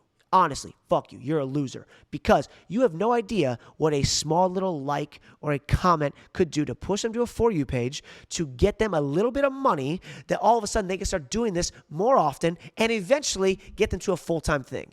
It is so frustrating that people are like, oh, you care about likes? Yes, 100%. It gets me monetized. Why wouldn't I? The same way there are people who are in the early 2000s would be, hey, great quarter at your TV station. Your views were this, and this. People would say, good job. But if you talk about your views at your podcast or your social media clips or your Instagram, people are like, oh, here you go again. Likes his Instagram too much. Fuck you. 100%. Just because the entertainment went from a big business to an individual doesn't mean it's any less effort, right? Like, it's so frustrating to me how people get, I don't know how I got on this topic, but it's so frustrating to me how people get upset or annoyed that people are trying. Well, it's so weird. It's because the major reason is this. Losers. There's somebody that went to your high school that grew up with you that is not doing what you're doing. Yeah, they're matching me in my past. And they're upset because you're doing something that's pushing the envelope of what they should be. It's a call basically saying, listen, he's over here jumping off places, going here, doing this, getting on podcasts, and you're not. And I'm trying to tell things that come off corny sometimes. Like, hey, I'm going to tell a story about me in Hawaii. So the fuck what? But it's a slap in the face to them because they didn't do it. And it's an automatic reflection of their inability to do something. Yeah, I always, and it's easier for you, for sure. And it's easier for somebody to hate because then it's this, dude, he just wants to do that stuff. Like, I don't even care about base jumping. That's so stupid. Like, it's easier for someone to say that instead of say, wow, he's living his life and his passions and doing what he wants to do whenever he wants to do it, whether he cares what other people are not. This dude's fucking awesome. But I'm sitting over here working at this place that I hate. It's very hard. It's telling. Because you're in a society that's built on ego nowadays, you know? I 100% agree with you. And I know you can relate on that topic a little bit. It's very frustrating. Isn't it weird? Like, you know, I bet you when you first started your podcast, people eye rolled. Dude. Now that you have 1 million followers on TikTok, Yeah. people are like, yo, you know my boy Sumedh actually has a podcast. Yes. Like, motherfucker, you didn't listen to 1 through 50 episodes, but all of a sudden I popped, now you're listening. 100%. It's like, it's such a slap in the face. But there's some mom in Arizona That gets something out of it. that supports the hell out of me. Isn't it crazy? It's I get crazy. the greatest messages like, hey, man, I will never jump off anything, but I just want you to know. They'll say the coolest things. They'll be like, I just want you to know, my dream was to go to Zion National Park with my wife, and because I always see you just doing things, I booked it last second. We're going next month. It surprises you. And I'm like, bro, I went to a wedding 2 days ago on Saturday in Columbus, and the bride's dad said to me, I show my partner everything. That's what he said. I show my partner every single one of your videos. I said, oh, and I had no idea he even had an Instagram or maybe a TikTok. I'm assuming it's Instagram. I was like, what? He goes, because I love the way you live life. It's so beautiful. I haven't talked to this guy in 6 years. And I was like, holy shit. Like, that meant so much more than like, but isn't it, and I know I keep jumping around, isn't it weird how like sometimes, at least when we're starting out, we hesitate to post something when there's 10 strangers that like it and one kind of close friend that like rolls their eyes will be like, oh, what are they going to think? Because we care more about their opinion. It's so fucking annoying. It is. Fuck it. Because and also You another just got to say 3, 2, 1, see and just do it. Another thing is they know you. There's people in high school that message me on Facebook and stuff now like, hey, like crazy to see what you're doing now. Crazy. Do you do well on Facebook? I do. I don't even know. Facebook's one of my favorite platforms to post on Reels. We get a lot of views. Yeah, Reels. Ads on Reels are really I was well. going to say, yeah. Yeah. So like on Instagram, it'll be one thing, but on Facebook, it'll be like blowing up. Yeah, it's wild. Instagram Facebook does really well. Facebook and TikTok are a lot better than Instagram right now. Facebook has a huge user base, but people will message me on Facebook and, you know, some of them hate in a weird way. And they're like, because they know me as that kid in high school that wasn't running businesses, that wasn't doing this. Oh, wait, tell me, what do they say? They just, you know, dude, this girl messaged me and she's like, she was like, wow, you really glowed up. You look really Really? good. Yeah. And I was like, the word actually. Wow, you actually aren't like, Yeah, you know, yeah. as, and I'm like, what do you mean actually? it's funny. I'm like, damn, thought I was ugly back then. Like, Right. I don't know if I It's should. such a backhand Is that a compliment. compliment or? Yeah. But it's crazy because she has compartmentalized her version of me to be this person, and I think about it from my end. Like, what do I think about this girl? I think about her in high school, but because here's the biggest thing. I've changed so much in my life that I'm fundamentally like, if I meet somebody, they're a bad person one day, 6 months later, they say they've changed, I'll fundamentally believe it. How many different chapters, fortunately, have you had? You had your Baltimore chapter. You've had Yes. your Cleveland chapter. You've Yeah. had your opening this business chapter. You've had your podcasting chapter. A lot of people that we know have been on the same page and the same chapter for quite a long time. Like, you know, I've fortunately lived in LA, Boston. When I was at Ohio State, I was in Ohio State when I was competing. So I competed after college. I tried to make Team USA. So I was at certain international tournaments. I would represent Team USA. That's Wrestling, you know, a bunch of US Opens, Olympic trials, qualifiers. So I had like that wrestling chapter of my life. And now, you know, it's trying to travel as many places as I can, chapter of my life. So it's like different chapters of our lives where, you know, the second I feel like I'm plateauing, I could change things up. And now if somebody were to be like, hey, you have to move to Guam for a year, it wouldn't be that hard for me because I've done it a million times. Whereas a lot of people who've lived in the same place, lived in the same community, only have friends with the same friends, there's sides of that is really positive, but there's also sides that it's like there's a lot of judgment that comes with that too. When you go and do your things, are you solo? Like you're by yourself? No. So I said like, you know, I've been to 30, 40 countries like alone. I've probably been to like 40 countries in my life, right? On TikTok, I might say 50 because it sounds better, but I've probably been to like 40. 60. Yeah, 60, 70, I don't know, whatever, something like that. I actually just went to my 50th state last week, which is cool. That's so crazy. I got to all 50. Alaska was my last one. But when I do these trips, a lot of them are alone, not because I like, oh, I want like alone time. I don't mind alone time. It's cool. It's because a lot of people that I know can't just up and go. Are you in a relationship right now? Yeah. I Okay. live with my girlfriend. Okay, that's amazing. And she support like, She's the greatest human dude, being ever. it's hard to find. People ask me all the time, why am I not in a relationship and I coach on relationships? Because nobody understands my lifestyle. No, I know exactly what you mean. I dated people. I had like a 4-year relationship, all this different stuff. I used to have to, the same way people would like lie about like a grown man would lie about like going to a strip club. I'd lie about like booking a flight. Yeah. Like I'd be like, oh yeah, what do you do next week? I don't know. Nothing. Hanging with you. Because it was like so much friction to like live the way I want to live. It wasn't accepted. Can't you just sit the fuck down for a fucking week? Can't you just be normal? Yeah, can't you just be normal? No. Like people don't do that. But now I like have those bad reactions where Carly's my girlfriend now. I'll be like, hey, my friends are going to Alaska. And in my head, I'm thinking like, gosh, can't you? And she's like, go. That's sick. You should. Stay 2 weeks. And I'm like, And it's wait, awesome what? that you found someone like that. Yeah, she's the best ever. Because support system is huge. So who comes to you with these trips? Because I'm trying to break down the process to me. You want to jump off this airplane. I fortunately, sorry, I had to crack my chest. That was weird. I fortunately am very, when it comes to like my expertise, I'm not very smart at certain areas. When it comes to geography and traveling, I'm really smart, right? There's I think 54 countries in Africa. I could place them each in perfect order, right? Like just shit like that, right? Weird shit. Now, it's because I've looked up okay, in Zimbabwe, this is what I want to do. When I'm in Mozambique, this is what I want to do. Yeah. So I know like every natural, fun thing, not like restaurant or hotel. I know what you're talking like, about. But like Crazy excursions. this waterfall. Yeah. This is where you go to see hammerheads. This is where you go to see this. I know every single thing like that, right? So I'll have this idea that it'll get stuck in my head. Like, fuck, there's this huge hammerhead migration going through Japan every spring. I really want to see hammerheads. I've never dove with them before. I really want to dive with hammerheads. I'll get like really excited. It's crazy. And then I'll just fucking like, all right, I'm going. Yeah. And once I say I'm going, I'm like, okay, I'm going. I'm going no matter what. I'm going to throw a few, options out to some people. Can you go? Can you go? Can you go? Because I'm already going. If they say yes, great, they come. If they say no, well, I'm already going no matter what. So it's like that's usually how it happens. When it comes to more like not traveling, but the jumping, that's different. It's almost like gambling. Almost like it's like you gamble with life in a sense, not in a bad way, but like there's a saying out there. It's like don't gamble in the casino. Take risk in life, like gamble with life. Oh, yeah, right? absolutely. You're just throwing it in. Yeah, not like life risk, but yes, I'm just like seeing what happens for sure. Yeah. But when it comes to like these things, like a lot of things I post, there's a lot of things that are extreme stunts that I do have to have a lot of, groundwork for. So- and fortunately, it's the network that we know. It's social media. You know a million people that he's a paraglider, he's a paramotor, he snorkels with a bunch of sharks, and I can use those You things can to string them connect. together. Like Alaska last week, I had a guy who's a wildlife photographer, and he does a lot of grizzly bear encounters. So he hits me up. He's like, hey, I'm going to go camp in the backcountry of Alaska. I have to set up for this tour group that's coming in that I'm going to show to a bunch of grizzly bears.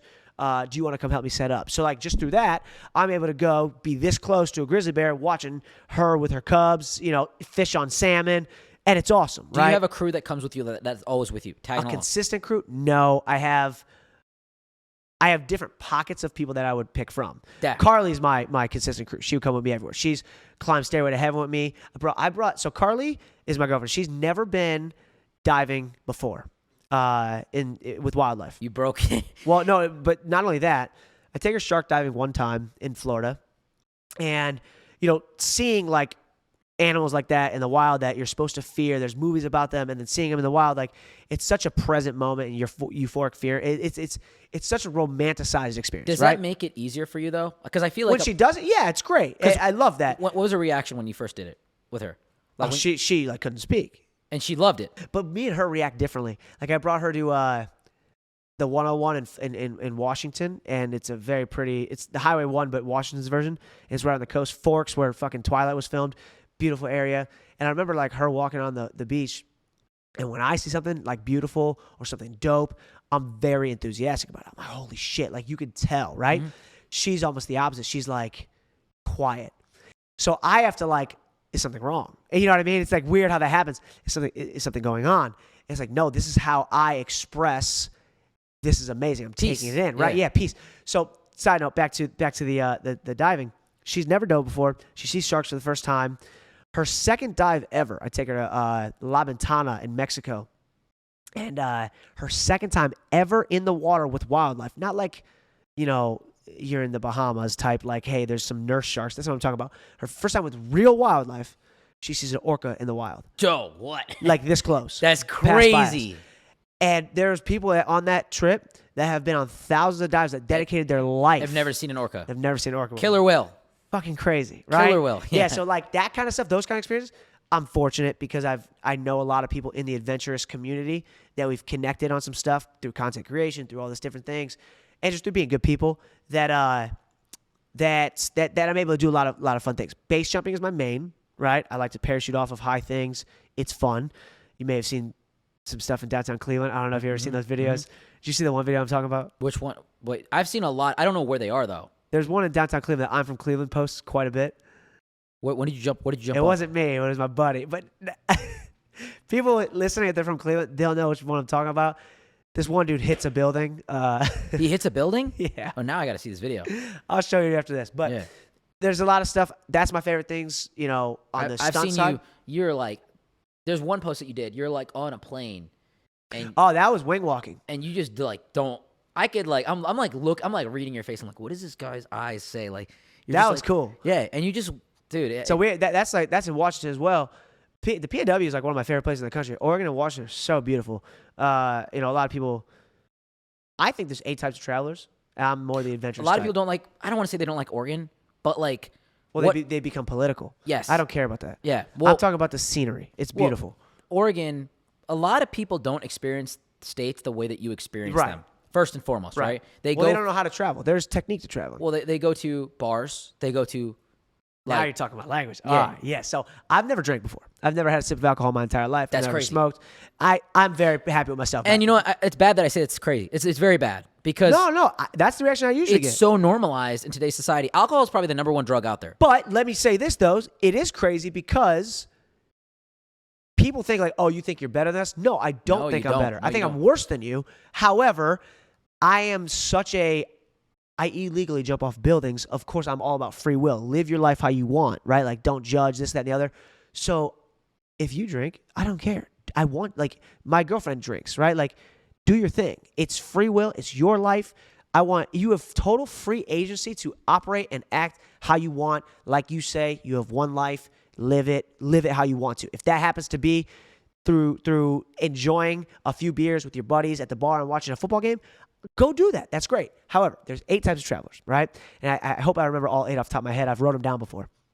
Number 1 is the partier. You'll only go to countries just to party, right? This is the person who goes to Miami and Vegas mostly. Is it fun? Sure, I'm sure it's fun, right? But that's not me.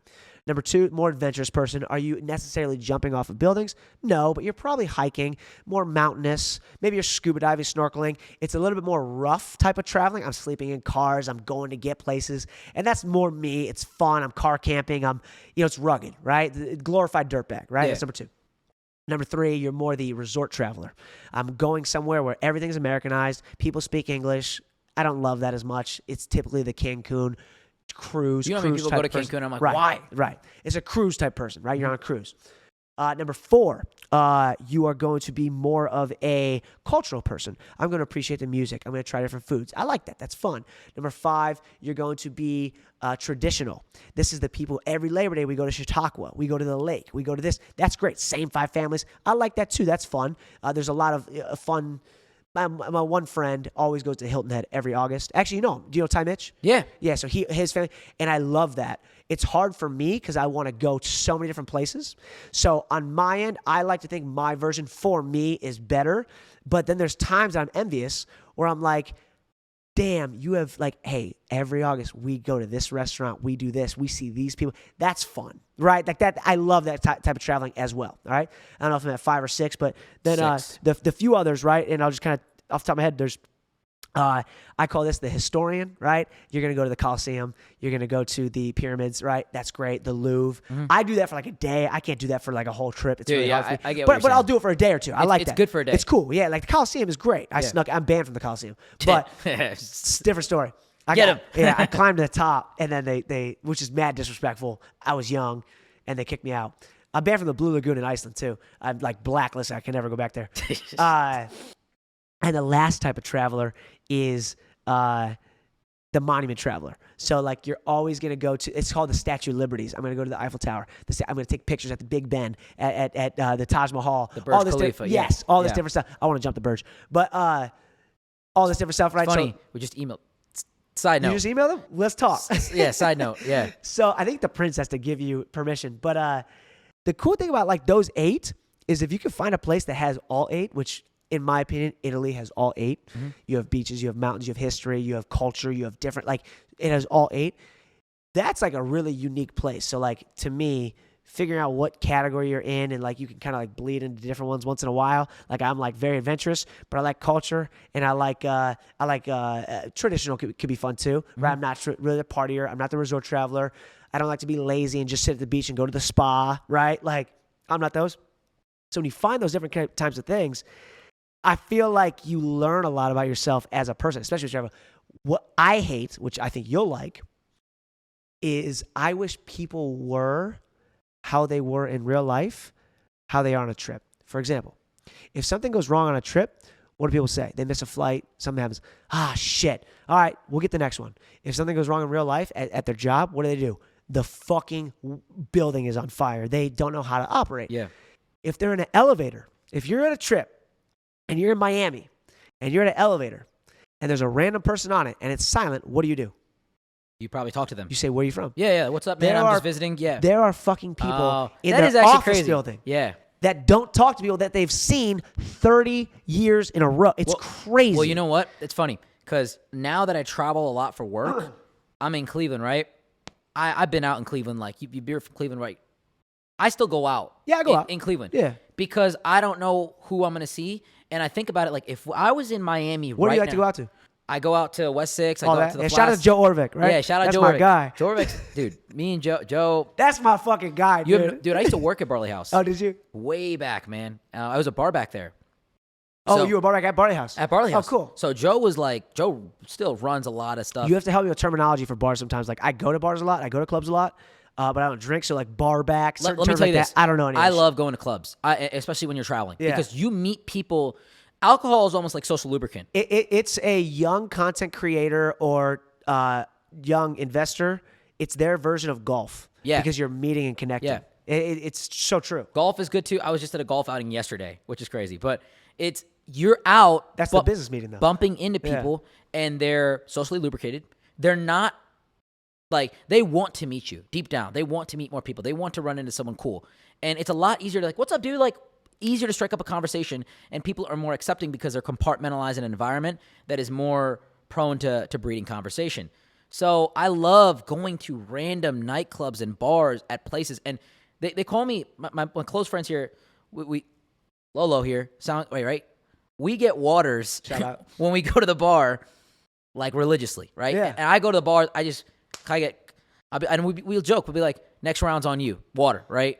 And that's just like, literally that's what it is. Because on the rocks. Yeah, it is what it. Because I've drank before and I'll drink, but when I'm out, I like to be focused. I like to be raw in the moment. If there's a situation that calls for it and it really demands for it, I'll get with it. You're a people person, though. Yeah. Yeah, some people, sadly, and, hopefully they can work through this, but they need a little bit of alcohol in order to get the courage to 100%. to be personable and actionable with their sometimes personality skills. And that's a bad mindset to have sometimes. It's fair, yeah. Because it's I got to get loose because it decreases inhibition. But that's the cold shower they should be doing. Yeah. Talk without the alcohol. Exactly. Yeah. Now, see, put it all together. Come on. But when I'm in Cleveland, I'm like, dude, what would I do if I was in Iceland? What would I do if I was in Dubai? I would go out to the bar and try to meet people. Yeah, I would go out and try to meet. I would walk the streets, be like, where are you from? Like, there is a cool community, though. If you do a little bit of adventurous stuff, it's not going to be as many people as a bar or a club, but people have such a high, like, when they're rock climbing or when they're paragliding or just certain things like that, they want to talk as well. Yeah. So when I'm in Iceland and maybe I'm not at the bar in Reykjavik, but I'm down in this little town called Vik, and I'm going to these waterfalls, and it's maybe a known traveler spot, but not known to a lot of people. Skogafoss is a waterfall in Iceland that I like to go to. I've been there 2 or 3 times, and the people that go, they're on the same like level as me. As like, oh, you know about this place? I know about this place. Here's a good one. I'm in Capri. last month. No, July. I was in Capri, which is an island, Capri Sun. It's pronounced Capri though. It's an island off of Italy, like near the Amalfi Coast, and there's the Blue Grotto. A lot of people have heard of the Blue Grotto. Blue Grotto is a luminescent blue light in the water. It's a cave. When you get there, they take you in boats, but they only take you in for about 30 seconds, and then you leave. So it's a little bit of a ripoff.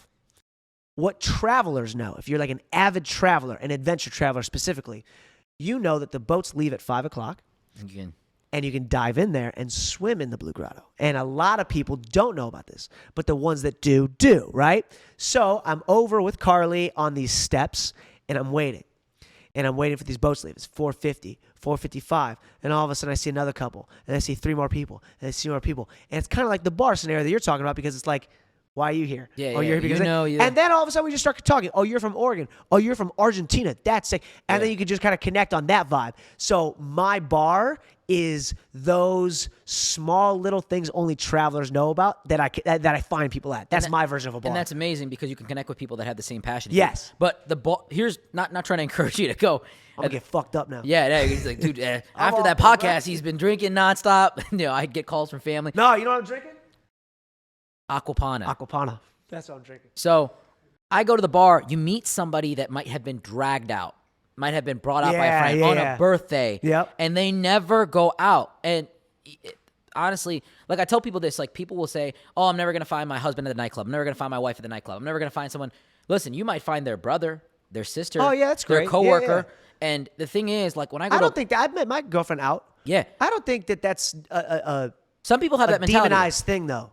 Some people have that mentality. They don't want to meet their boyfriend or something because if they're out at a bar. Well, however the world brings you together, it brings you together. I don't care if it's Hinge, Tinder, or fucking OnlyFans. Like, do your thing. Just if you are happy with the relationship, that's how you got brought together. 100%. But I like what you broke it down to, the 8 things. I am definitely I don't go to a place to party. Yeah, you're not going to get fucked up. Yeah, I'm not going there. You're a social person. But I am social and I will step out, even if it's like Rome. Listen, I go out. Yeah. I love going out. When I'm in Miami, especially with like Jake and them, I go out. Yeah. You know what I mean? Like I love it. I just saw you at I think I saw you at Barley House the other. Did you? When he was here, yeah. Oh shit! I was with Jake at Barley House the other day. I should have said what's up. I'm sorry. You're good. You're good. Yeah, it was crowded. I'm not sure if he introduced us at that point yet, No. But it was crowded, and I think I recognize you from there. I'm like, oh yeah. Oh, that's so funny. But it's good to go out and it's good to socialize with people, and I think like network is net worth.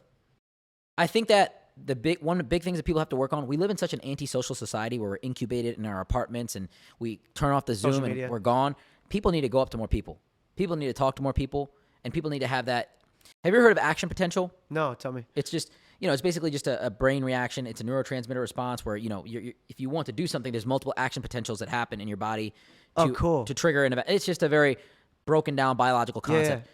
But if you want to do anything, you just have to kind of go at it and create that action potential. A lot of times when we look at motivation, we look at intrinsic factors. Back to this. I like the motivator thing. I like the fact that you do these crazy things. Oh, thank you. It's rare to see someone do it at the level that you do it at. And I think that a lot of people can learn from, number one, the risk that you take and from how you do it. But I want you to walk through, like, how did you start to train to jump off things? So when I was 18, I had never obviously drank or smoked. Obviously not going to go out for my birthday and party. My dad said, my mom had already passed at this point. My dad said, what do you want to do for your 18th birthday? Now in my head, I'm like, okay, now that I'm 18, what can I do? I can go to like an Indian casino, right? I don't even know if that's a proper no, it is term. It is a proper term. All right. Yeah. Indian casino, or I can go to, I could buy dip. I've never dipped before. I could buy dip. Oh, I can skydive. And he's like, oh, that'd be cool. And I was like, yeah, Mom went when she was young. I'll skydive like she did. So I went, I did a tandem. I loved it. I did 2 more tandems. And then somebody comes up to me and goes. Explain what a tandem is. Sorry. Okay, so a tandem is when you're strapped to somebody else, right? It's like you've probably seen the Will Smith video. Everybody talks about that one. And another thing, I want you, just for the people that don't know anything about it, how do you do it by yourself? Yeah, I'm gonna say all that. Go right? for it. Yep. So I did 3 tandems where I was strapped to somebody else, just a student, right? And a professional takes you, who has to have, they have thousands of jumps, right? Yep. Then some guy who was at the drop zone. Drop zone is where we jump at. Jump center, I guess you can call it. Some guy that was at the drop zone says, hey, you're wasting your money. why don't you get your license? A license is 25 jumps. Now, it's not all tandems. You're alone. You have your own parachute on, but 2 people are like holding you stable. It's harder to get stable than you think, right? Like skydiving is not falling. It's sticking your hand out the window of a car and having the wind push back at you. So that's basically what it is all over your body. It feels like you're getting blown up. Now, obviously, you're falling. You don't really see the ground coming closer. It's not the most like adrenaline-filled activity. I know it seems like it is. Now, here's the thing about skydiving. Height is associated with danger. It's very dramatic. We're born with that reflex. It's the opposite, though. The lower is much more dangerous. Because you have less time to Less plan time, and coordinate. right? So in skydiving, I got my 25 jumps. I have my A license. Now I have, 500-600 jumps. But we have a lot of things that we don't deal with in base jumping. So, and I'll tell you how I got into base jumping in a second, but I'm skydiving. I'm in the drop zone. You have a big arrow on the ground. It's a big open field, and it tells you which way is a headwind. You want to land into a headwind. That way you go slower when you land. It all makes sense. Everybody's landing the same direction. Everybody has the same landing patterns. You have all these different like checks. You can't get on the plane unless you do this, X, Y, Z. There's all these different things. One day someone comes up to me and goes, Johnny, there's an event called Bridge Day. It's an 876-foot bridge in New River Gorge in West Virginia. About 100,000 people come to watch, a couple hundred base jumpers. You should base jump. Now, a bridge is a forgiving object. Why? Because if I have an off heading on a bridge, which means I open up, I jump this direction, I open up, I face this way, an off heading would be like a 90 left or a 90 right, or God forbid, a 180. There's nothing underneath the bridge that is going to kill me. Yeah. A building or a cliff is different. Yeah. Right? So a bridge is a little bit more of a forgiving bridge, and that for a base jump, that's a big base jump. You don't have a reserve parachute. So in a skydive, you have a reserve, right? If I have a bad main canopy, look right, grab right, look left, pull right, pull left, arch, is it there, is it square, is it flyable? I have my second parachute out, I'm good to go, right? In a base jump, you don't have time. It takes about 700 feet for a skydive parachute to open. A base jump parachute has to open instantaneously. The reason it takes longer for a skydive is because terminal velocity. If it just snaps open, you're going to break your neck. A base jump, you're not going terminal velocity. You're jumping off of a dead air, a fixed object where you're speeding up. Boom, you open. You're not going that fast. It could snap open. Obviously, the ground is right there. It's got to open fast. So I started doing this base jumping at New River Gorge Bridge Day. I liked it, which led me to go to lower stuff. One day, my base mentor named Adam, he calls me up. He's like, hey, we're going to do an antenna. Oh, man, that's illegal, isn't it? He's like, yeah. So I remember my first day, it felt like a big kid playing Ding Dong Ditch. So you get adopted into this secret society. You climb it? Fuck yeah. Dare I say it? I climbed 2,000-foot antennas, bro. That took me like 2 hours. But that's like a terminal jump because you're getting a lot of altitude off that thing. You know what I mean? So I could take a monster delay. I think 12 seconds is true terminal velocity for an object to fall. And 10 seconds, you're like at the same speed almost as 12 seconds. Like it goes like this, and then like 10 and 12 is like very similar. But most base jumps is like a 2 or a 3 second delay tops. Down here with Cleveland's buildings, the one that we can get access to. They're not that big. They're like 1 second static line. You're open like as you jump type jump. So I go to do this antenna. It was the groundwork, the sneaking, the climbing, the jumping, the getting in the car, the running away. Like it was such an addiction to me. Mission Impossible. Yeah. You felt like you felt like James That's Bond. crazy. Right? No, I get it. So then that led to doing more stuff like that. Lately, I haven't done it. They're called bandit jumps if it's illegal. I haven't done as many bandit jumps. Fortunately, I've been out west a lot, and a lot of stuff out there, cliffs, they're legal. Not national parks, but a lot of the state parks, it's looked at kind of like rock climbing or paragliding, right? It's legal, and that's been fun. Now that I'm back in Cleveland, definitely going to get to my bandit shit a lot more often. But there's building over here. But that's how base jumping kind of like came about. Base jumping is not just, it opened, good job. That's not what we think about. The gear's designed to work. Gonna open. Knock on wood, right? It's gonna open. What we think about is what happens after opening. Boom, parachute opens. I had an off-heading. I've had several off-headings, but I had a bad 180-degree off-heading, 2 second delay. So think about the cliff is here. I jump. If I took 10 seconds, it'd be 1 1,000, 2 1,000, 3 1,000. I'd be all the way out here, inertia. I took 2 seconds, 1 1,000, 2 1,000. Boom, I open. I have a 180. Boom, I'm facing the cliff. Smack, right? Think of a parachute like a sail. Now, not a sail pulling you forward, but a sail pulling you backwards, right? So if it's a bigger sail, you're going at the cliff slower. If it's a smaller sail, you're going at the cliff faster. I'm a smaller person, so I jump a smaller canopy than someone that was bigger than me. Not the smallest in the world. I'm not going the fastest as any other base jumper, but I'm probably impacted the cliff in under 2 seconds. I didn't have a lot of time to correct it and turn away. Hit the cliff, and I started like fighting off the cliff pretty well. I'm kicking off. I finally get it, and I turn off the cliff, and I shredded my entire parachute. Just the sandstone from Arizona just ripped it up. Of 7 cells, it's a cell. They look like they're big cells. 5 of them had holes in them. So now I'm flying out of this talus in Arizona that I otherwise would probably make it over. But because I'm losing so much altitude, I'm not able to clear this whole talus that I was supposed to clear. And it took me, I burned some altitude fighting off the cliff. There's these chimney rocks at the bottom. I land on them. I get hung up. My parachute catches on one of them. Most base jumpers die from cliff strikes and object strikes, right? That's why bridges are like the most forgiving, right? So I'm on this thing, and I'm thinking, holy shit, what's broke? I got to show you this video, and we can get a reaction shot too. Of it's gnarly. I'm like, what's broke, right? I couldn't believe it. Fortunately, nothing was broke.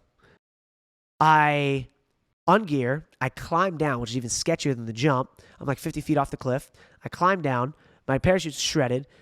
I get a new parachute the next day from a buddy who lent me his, and I thought to myself, if I go 6 months without jumping, I'll never jump again. I'll be fucking terrified, right?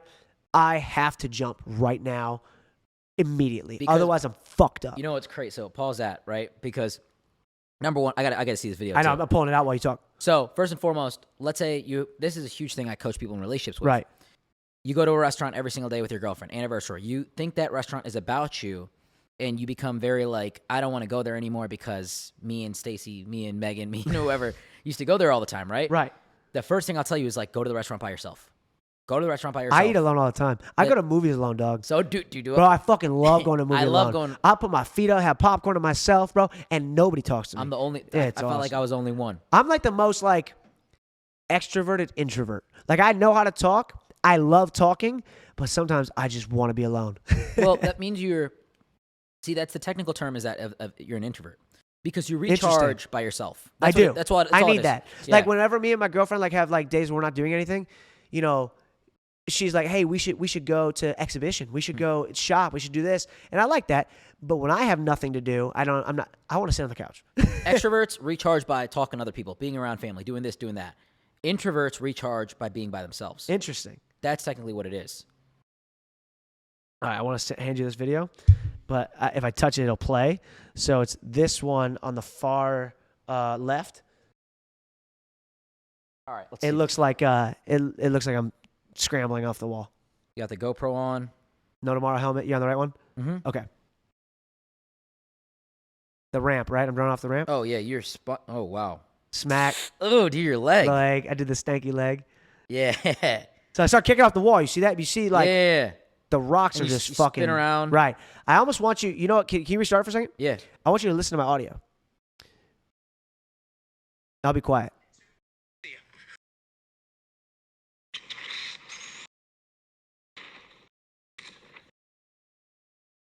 Jeez.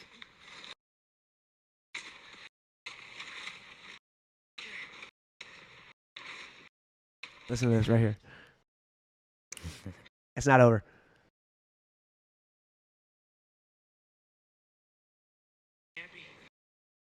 Priorities. Wait. Oh. Dude, that's a hard hit. Yeah, that was a bad one. But yes, I thought, okay, jump the next day just to get it out of your system. Now, people see that video, right? Yeah, I'll catch it. People see that video. And so a lot of people see that. And, you know, the rural America dad who's like, fucking idiot, you're wasting our tax dollars on your rescue and this, that. Like, they're saying some crazy things, right? I'm going to go at those guys a little bit. You know, those dads in the middle of America that are making fun of me for living my life. What does the Constitution say? Life, liberty, and pursuit of happiness. Not your happiness, but my happiness. It does make me happy, right? And Alex Honnold, you ever watch Free Solo? No. You should watch Free Solo. You know what it's about? No, I have no idea. You got anybody here watch Free Solo? No? You Free Solo? You seen it? Yeah. He climbs El Cap with no ropes. Okay. Right, Alex Honnold. Great documentary. It's on Netflix. There's another one called The Alpinist is on Netflix, which is really cool. People are going to live their life, right? Now, does this mean if you love heroin, you should go do it. That's not what I'm saying, right? There's things there is a balance to things. It's not an addiction, but there is going to be things that I like that are going to be questionable to other people. Why would you risk your life and jump off things? I look at it as risking your life sitting in a cubicle. I look at that as life risk. Does that mean your life is going to expire as fast as mine? Probably not. But you're not going to have the same quality that I have not because I'm jumping and everybody should jump, but because I'm doing things I like to do. You know what I mean? So like, I get a lot of judgment in the base world. A lot. Not in the base world. I'm sorry. I get a lot of judgment in the non-base world about base jumping. Now, that video, I posted it. It shines a bad light on base jumping. It makes it look like a reckless sport. It makes it look like we have a death wish. Every stereotype, right? Boom, it's there. So a lot of base jumpers were like, Johnny, why would you show that? I don't mean to ever, come off like a black belt base jumper. I'm not, right? I'm somebody who wants to get better at base jumping, get better at flying my canopy, at being a canopy pilot, and progress in the sport. But I also want people who follow me to not think base jumping is all backflips and the Philippines and Thailand and Panama. It's not. It's not all glorious. There is an inherent risk that comes with it, and we accept that every single day. And that's a part of me that struggles because I feel selfish. I talked about this a little bit earlier. I feel selfish when I base jump because it is for me. It is because I do this and enjoy it, and it does put my dad or brothers or girlfriend probably in a what if situation. I'm sure they've had the thought. They've had, damn, if Johnny didn't come home from a base jump one day, like that would be sad, right? The way that Carly fortunately makes it sound to me is she's like, well, yeah, you wouldn't be you if you weren't you. Everything is selfish. Yeah, of course everything is. But that is something that if I had kids, I probably wouldn't do. Even the good is selfish. So I donate a lot to charity, right? I donate a lot of money. Oh, you're a very giving person. No, I'm not. I'm selfish. Yeah, but identifying that is good. Like, hey, it's okay that there is a benefit for me to donate also. That's okay. I feel good about myself. You know what I mean? I genuinely feel good about myself. I think about like, wow, Mother Teresa must have felt like goated. You know what I mean? I'm helping all these people So out. I have one. I'm trying to come up with a selfless good deed, and I think I've kind of almost got there. Ready? Mm-hmm. It has to be a good deed for someone you hate, but that's not it because you can still feel good from that. Right. Oh, I was the bigger man. It has to be a good deed from someone you hate. They have to not know it came from you. Okay. And you have to not know that it was for them that you did it for. I'm trying to get, like, what's the most selfless it could be? Mm-hmm. You still have some residual effects from that, like good feelings. Mm-hmm. But, like, that's, like, the closest you can get. You know what I mean? To, like, not selfish. It's, yeah, but like even deep down in your innate wiring, you know that you're gonna feel good. Yeah, exactly. You're gonna feel good. This is the thing. Everything that we do is selfish. You have to hate that you did it. Then that's like the big part. Yeah. Well, there's no such thing as true altruism in a biological sense. Right. That's what altruism is. I give to you, and I lose. Right. A lot of times people do things for other people in a quote unquote selfless manner because it creates some kind of residual happiness in them. It creates some kind of relationship, right? I helped you out here. Now you, in theory, owe me. We're closer because I helped you in this way. So there's a lot of things that happen there. What you do is very interesting because there's two things. People are born with two fears in life. Public speaking and heights. It's not public speaking, actually. It's loud sounds. Oh, interesting. And it's heights. Those are the two fears, right? So babies. Loud sounds, really? Yeah. You in front of a baby, they're going to freak out and cry. Pause real quick. Men are born with two things they think they can do in life. You know what that is? Without any training whatsoever, they think they can beat up any man, and they think they can please any woman. Most of the time, they're wrong. But go ahead. Sorry. But that's I like that though because if you have that belief, that's how men are straight warriors. Like I think that all guys. I think people lose that ability now to tackle fear because we live in a society that's so like. Be safe, be correct, don't push the boundaries, don't do this, don't do that. We have to do more. But what you do is interesting, and that's why I think so many people are not necessarily resentful of it, but they're fearful of it because it's a natural fear. I know a lot of people our age, we're about the same, I'm 29, you're 30. People are scared of heights. A lot of people are scared of heights. A lot of people come into this apartment and they're like, yeah, it's high. Couldn't live here. If I did the exact same risk level in a different sport, maybe it was like deep scuba diving or something like, crazy, I don't think I would get the same pushback from close people around me. Because you know why? Scuba diving, great example. You're discovering the ocean. You know, there's animals. I'm discovering about myself, though. Exactly. Fuck. No, but what you do is awesome, though. Yeah, I know. Because you're literally, that's why I'm so fascinated by it.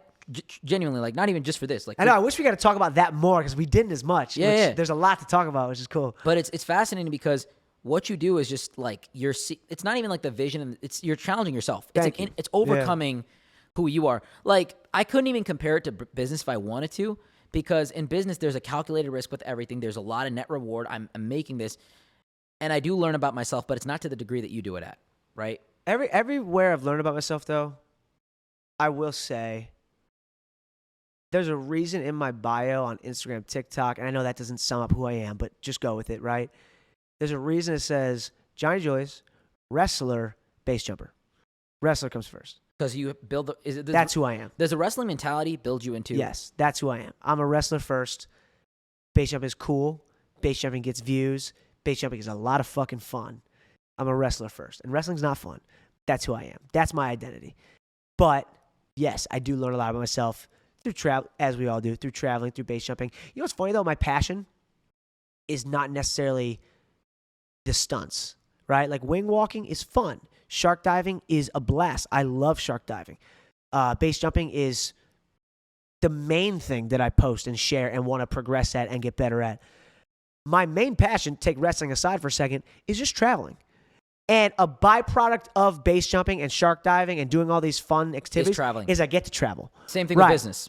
So I love traveling comes first. Like, delayed flight, fuck yeah. What's going to happen now? Like, the second, if everything goes as scripted, it's not that great. So it's almost like it's boring. When something goes wrong, now we're traveling. Yeah. You know what I mean? And if everything was for sure, if nothing is guaranteed, then anything can happen. Yes. Type of thing. You know what I mean?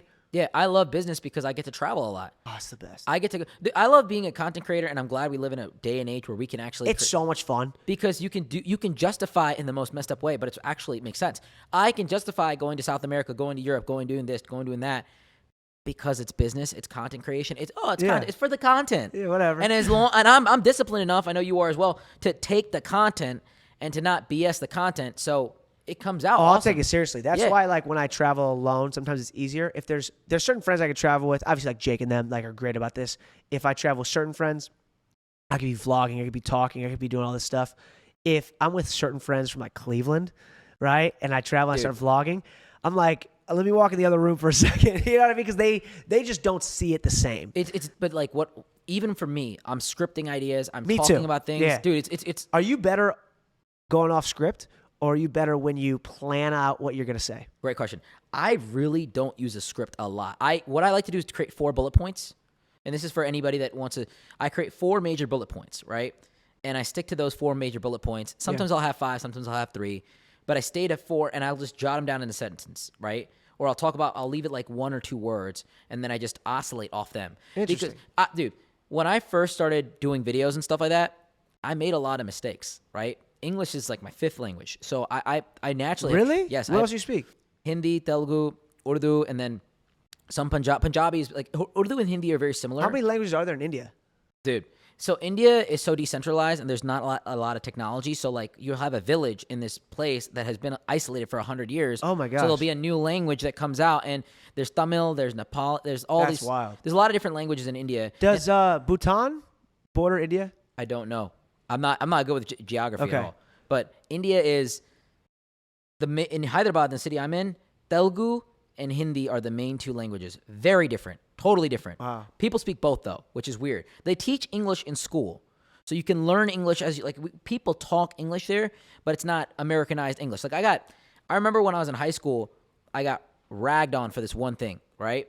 And it was like only a few people from my high school, they might come up and say this, but I called this guy by accident, and I was like, my bad, I butt dialed you. But instead of butt dialing, I didn't say I butt dialed you, I said I booty called you.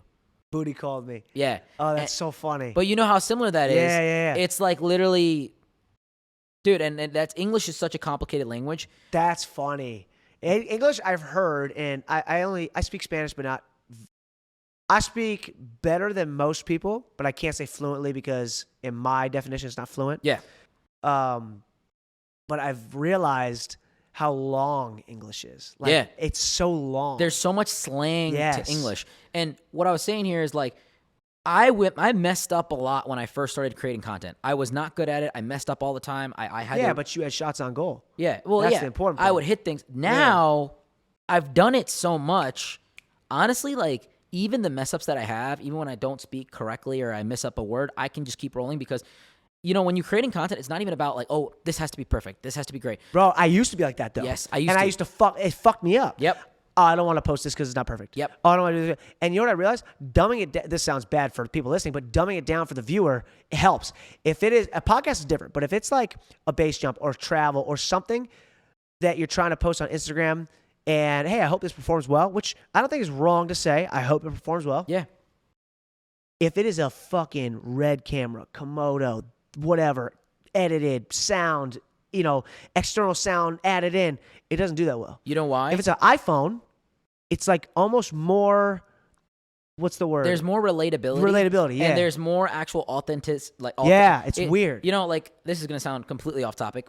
Pornography. People like watching amateur porn from iPhone videos and stuff. Really? Yes. And it's like a whole thing because they don't want the professionally shot. They want, like, there's Oh, that's so interesting. totally off, but like they have like websites that are like filtered, like a TikTok, like whatever it is. I'm not sponsored by them or anything like that, but like they'll categorize it like that in an iPhone clip because it relates to people cool. psychologically a lot more. If you have a GoPro on, they think like, oh, this guy's doing this with a GoPro and a parachute. I can potentially do it. Yeah. And it's those clips that go viral off the internet. Are always my not a third person video of my base jump, but an iPhone video. It's of some my base jump. iPhone It makes video. no It's some sense. crappy audio. It's like in the mic. It makes no sense. But I do see a lot of things do well with my content when I accidentally say something wrong or spell something wrong Yeah. because it's human nature to correct me. Yeah. And they're like I went to this place called Liechtenstein, which is a country, and I pronounced it Liechtenstein or whatever it is. I pronounced it the opposite, right? Everybody fucking comments like, it's this. Well, this is one of my most viewed things ever because It's more reaction. Starbucks does that too. yeah, with the names. it's like, oh, that's smart. Yeah, Yep, I do notice that. It's not. It's spelled this way. It's like, oh, my bad. Like I heard you clearly. This was a thing back in the day. Now I don't think they do it anymore as much. But when they started, like I knew a girl that worked at Starbucks, and it's like, yeah, we purposely misspell the names. Interesting. My dad works with Starbucks a lot. My dad, do you know where you live downtown right now? You never lived in the suburb, did you? No. Of Cleveland? Yeah. So there's a few hair salons in the Cleveland area, not Cleveland area, Northeast Ohio area, that are called John Roberts. Okay. So I think there's like 5 or 6. My dad owns a bunch of hair salons because the hair salons did well when I was young. He's had them since 92. My mom was a hairdresser. He was a business guy. Because the hair salons did well, he started writing books about customer service. And customer service led to him being a customer service consultant and then a speaker. So he does, actually, you'd be interested in this. He has the largest customer service convention in the world in Cleveland, Ohio. It's crazy. Every October. Where at? Do you know at Hilton? You didn't know that? Oh, yeah. Yeah, it's at the Hilton. But we've had some great people come speak. Gary Vee was supposed to come speak one year. Really cool people come to speak. This one guy named Captain Plum, I'm going to tell you his story in a second. He's a really good guy that comes and speaks. But the long story short, the reason I bring this up is whenever you go to Starbucks, if this is in the past, not anymore, they have a quote on the inside of their aprons. And my dad designed the quote so they would see it to inspire them every time they would put it on. It's pretty cool. But What did now, it say? Yeah, what did it say? we inspired, something cheesy, but probably good for business. Any keynote speaker, any big speaker, I don't think they ever start a background in speaking. I like a lot of business first. Yeah, all the top speakers I know. Like I'm really trying to find an example of this. Like I know people that like hit me up like, That's hey, all he does now, though. He only speaks. Right. He doesn't even go to the salons anymore. Right, but a lot of people hit me up. I want to be a motivational speaker. I want to do this. I'm like, Yeah, then dude, do something. Well, this is the thing. People ask me how I got into coaching and what I do. You had businesses first. I had businesses. Our financial firm. Young guy comes in. Right, this is like the full story. Young guy comes in. 18, 19, they start working with me in insurance or financial services. They make a ton of money, right? They go from making $30,000 to $300K in a year, right? When you have money at a young age that's undisciplined, that's unrefined, you get people that are, they amplify all their negative characteristics. They party, they go out, they cheat on their girlfriends, all that stuff. Next thing you know, 2 a.m. I'm getting calls. Where is he? I know you know where he's at. My husband, ever since he started working with you.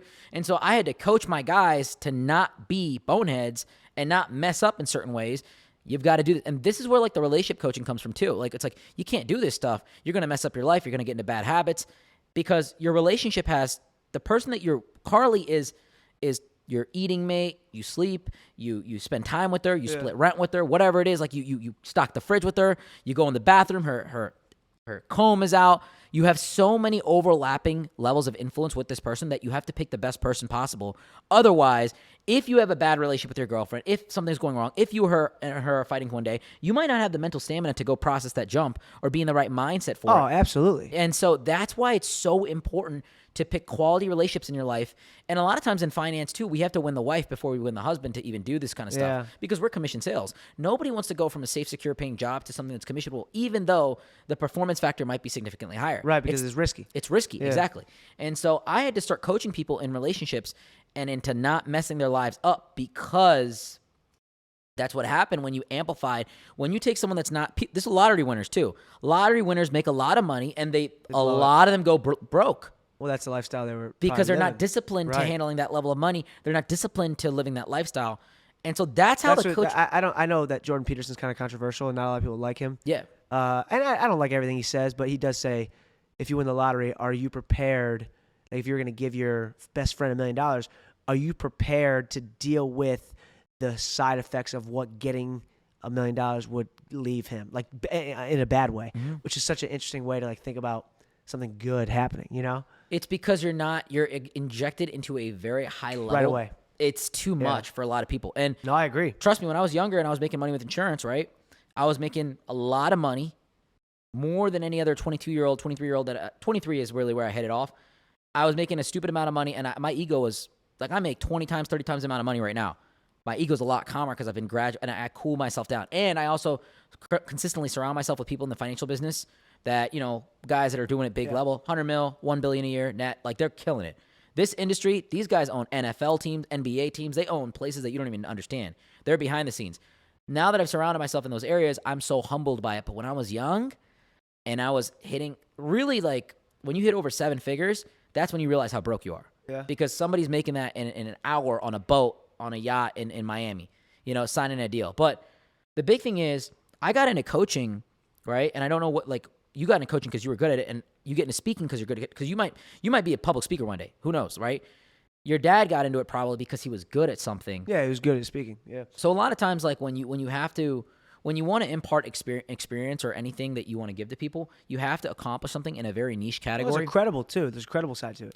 Yeah, and I can't come in here and talk about wrestling and fear if I didn't wrestle. But the thing is, what you do, the things that you do on a day-to-day basis, it transverses so many different categories in life, because jumping off the metaphorical building is the same thing for someone quitting a job, signing up for an online course, and opening a new business, leaving a marriage, getting married, whatever it might be. No, absolutely. No, that's very true. You said a couple things that made me think. Going back to what you said about like relationship a little bit, I do think when you said win the wife, and you brought up Carly, something that I really liked that I don't think a lot of people think about. I've had a few girlfriends, obviously, before Carly. And whenever we start out in the dating world, some people it's younger, some people, maybe earlier in high school. I'm saying real dating, right? Some people don't get into the first relationship until they're 25. I have no idea, right? Whatever. Whenever you first start out in the dating world, a lot of people have a list of things that they want in a partner. Well, I want them to be loyal. I want them to be respectful. I want them to be nice to my family, right? And when you start dating them and the first argument or 2 arguments happen, it is funny how there's things you had no idea you needed. Wow, I did not even know I hated that, and they do this, and I hate it, right? So boom, my list grows for the first girlfriend. Boom, I move on to the second girlfriend. Then, wow, I had no idea I would dislike this in somebody. I need someone who doesn't do that. I had no idea that existed. My list grows. Then I meet Carly. I start dating Carly. The opposite happened. It was cool. It was like, wow, I had no idea I liked this. Whatever it is, this small little idiosyncrasy that we're doing. I can't live without this part now of a relationship. And that's like a cool thing to have, especially when I live the lifestyle I do, because she's going to be here in Cleveland, not traveling. Like, I probably travel I don't want to put a number on it because I don't know. I put 60,000 miles on my car this year, right? That's on my car. That's in the United States. Outside of just that, I went to 10 different countries in 2023. Yeah. So 10 countries in 2023 and probably 50,000 right now. So I'm averaging about 50,000 miles on my car this year already. Yeah. That's a lot of traveling. That's a lot of time she's not here. And she's supportive. And she's like, it's crazy when you meet somebody that. But that's It's so crazy. rare. It's crazy. And I'm so happy for you. It's the best thing ever. I'm so happy for you because it's hard to find that. See, the big thing is, and I'll talk. What's your longest relationship? 3 years. How recent was it? It ended, honestly, not too long ago, right? It ended, I don't even know if I could. Abruptly, or were you guys like on the way out? On the way out. And I've had a lot of bad relationships. A lot of my relationships were very toxic, and that's why I talk about a lot of toxicity, because I've had girls cheat on me, hit me, abuse me. Like, it sounds like kind of kiddish, but like there's when it comes to female manipulation, it can be kind of bad. It goes both ways, but it's hard. One of the hardest things in my own relationship, I'll tell you this, was TikTok. Really? Why? Because I remember going out and getting recognized by people, and it just put her in a Jealousy or what? not even jealousy. Like, it wasn't that this person was jealous. It was more so that they didn't like the fact that I was getting recognized because the amount of attention I got. Number one, That says a lot about them, though. Yes, but put it in terms of a woman, right? Let's say your girlfriend, Carly, for example, is a bikini model. Uh-huh. Temptation, right? People are going to hit her up. People are going to DM her. Of course. It's like you're happy for her in some senses, but like you can rationalize it in so many different ways. Like It's hard for your partner. If I had a girlfriend that's a bikini partner, I have to be mentally strong. It's not that I have to, like, it's absolutely no. It's like I just got to be prepared for this. I'm dealing with a very attractive woman. She has a body that she worked very hard for. I have to be. Yeah, you don't want to keep the Ferrari in the fucking garage. Yeah, right? exactly. Yeah, You I got drive a Ferrari, you're going to get looks. People are going to pull up to you and stuff Right. like that. Same thing. Great example. But that's the thing. It was like I would get recognized, and I don't use this is a big controversial thing. I don't post my relationships on Instagram. Interesting. I don't. If I honestly. You have a lot of relationship followers, though. Yes, I do. Talk about that. And I don't post my relationship on Instagram because I think Instagram and social media is the best use for it is business, for expanding your content. I think social media is the best of every app people try to make. LinkedIn, Tinder, Bumble, whatever it is. LinkedIn is for business. Bumble is for dating. Instagram is for both. Instagram is everything, dude. It's everything in one. Yeah. I hate Instagram lately because they're screwing up the app, but it could be such a tool or such a weapon. It could be weaponized so fast, yeah. right? It could be, I'm looking at this, I'm depressed. The same way you look at The Lion King. It's so funny how we look at things. People look at things differently, and then also, I don't agree with the phrase, you can't change your past. I actually think you can. You know why? You can change how you look at something and how you let it affect you. For example, the way you viewed The Lion King when you first saw it was, what a wonderful movie. The second time you saw it was, what a wonderful tribute to his father. And it was different because of the way you looked at it. So your past changed how you looked at The Lion King. So social media is the same thing. If I am in Miami and I don't make a ton of money, right? And I'm around a bunch of gazillionaires and they're on yachts and I'm this and I'm not on my own yacht, but I'm asked to go on somebody else's yacht. You're like, on, a bunch of gazillionaires. Right. But you know what I mean? And then I go on social media. It would be very easily for somebody to be like, damn, look at all these people that got money. Look at this. Look at all these people that are traveling all over the world. That this. And I look at it differently to the point of, if I'm in the middle of Italy right now and I'm on a trip and then I look at social media and I see people traveling, I'm like, oh man, they're traveling too. How cool. Yeah. And it's like, it could be used as such a tool or such a weapon. And a lot of it has to do with like how you approach to going into it. So, there's a bad stigma with a lot of people, especially later in their 20s with social media. A lot of people put down social media a lot more often. They don't like it. I don't post anymore. Obviously, the younger kids, they're more frequent about it.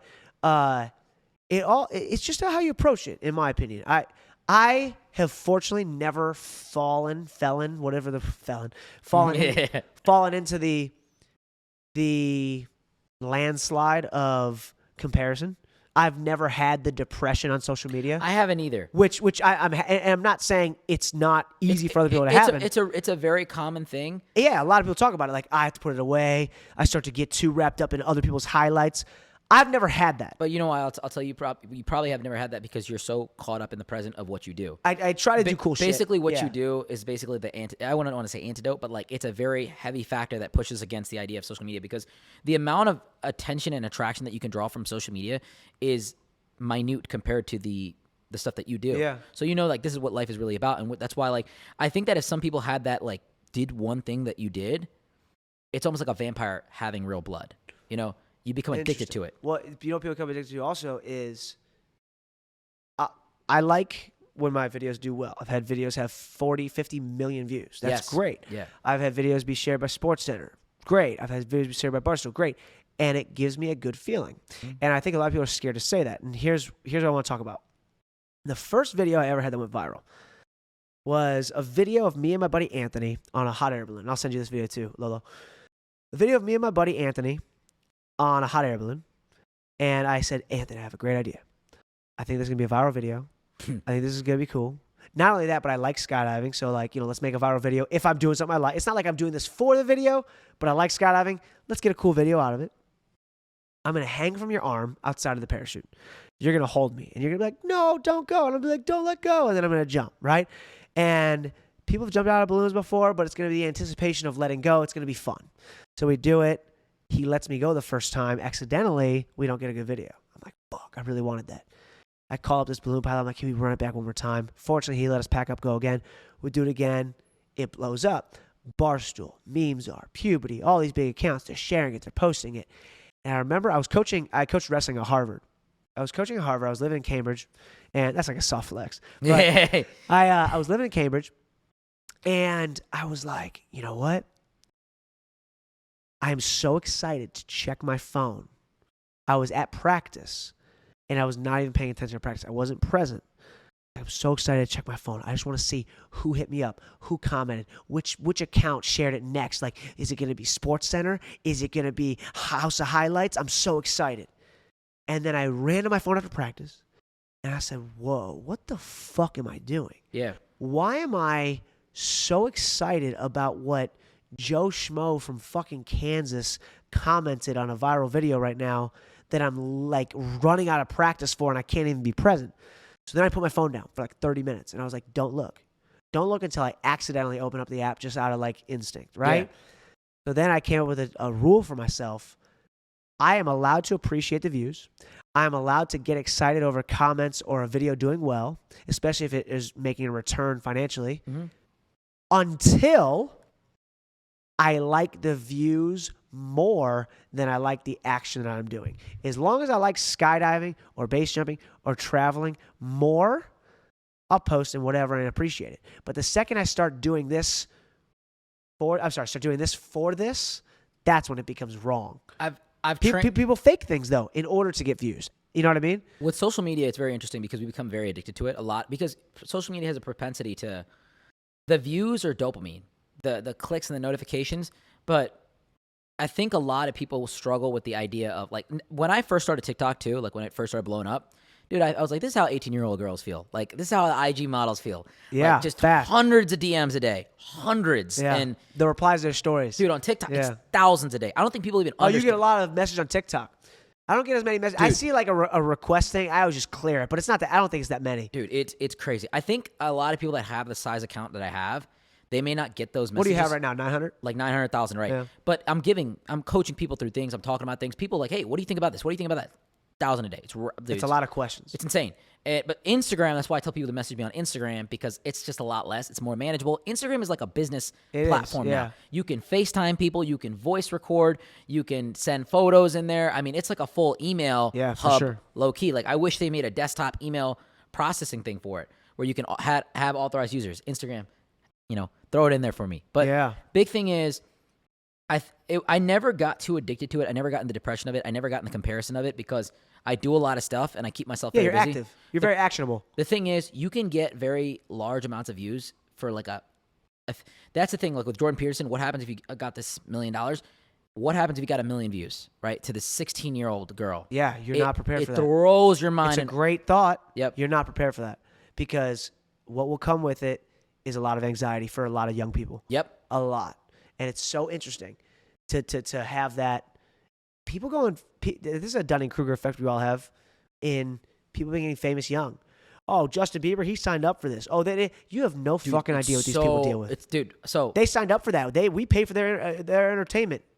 shut the fuck up. Funny thing is, Barley House. So Justin Bieber came to Barley House years ago. I didn't know that. Yeah. Oh, cool. During the Cavs. Shout out Joe Orbeck. Yeah, Joe Orbeck was there. It was a Tuesday. I remember going in to Barley House, and dude, when this guy was like, there's a sea.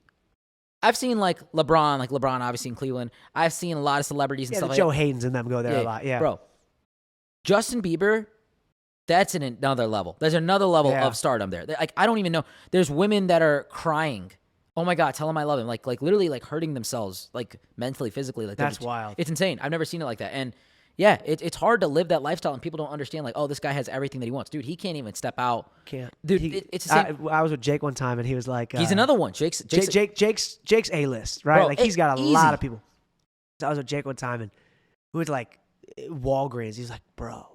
I was like, what? He's like, I haven't been here in so long. Because they can't just do things. You can't just do... Even me now, I see people that look at me, and I know they recognize me, but I'm not that recognizable to the level. They know I'm from somewhere. Yeah. Like, so when I went to my office in Detroit, people were like 5-10 people at a bar. Jake is not even, he's S-list, bro. He's like a level ahead. Yeah, like... Probably one of the most talked about people ever. There's a lot of time, like, traveling with them. If I'll go with Jake and them two, you know, we went to Hawaii November last year together.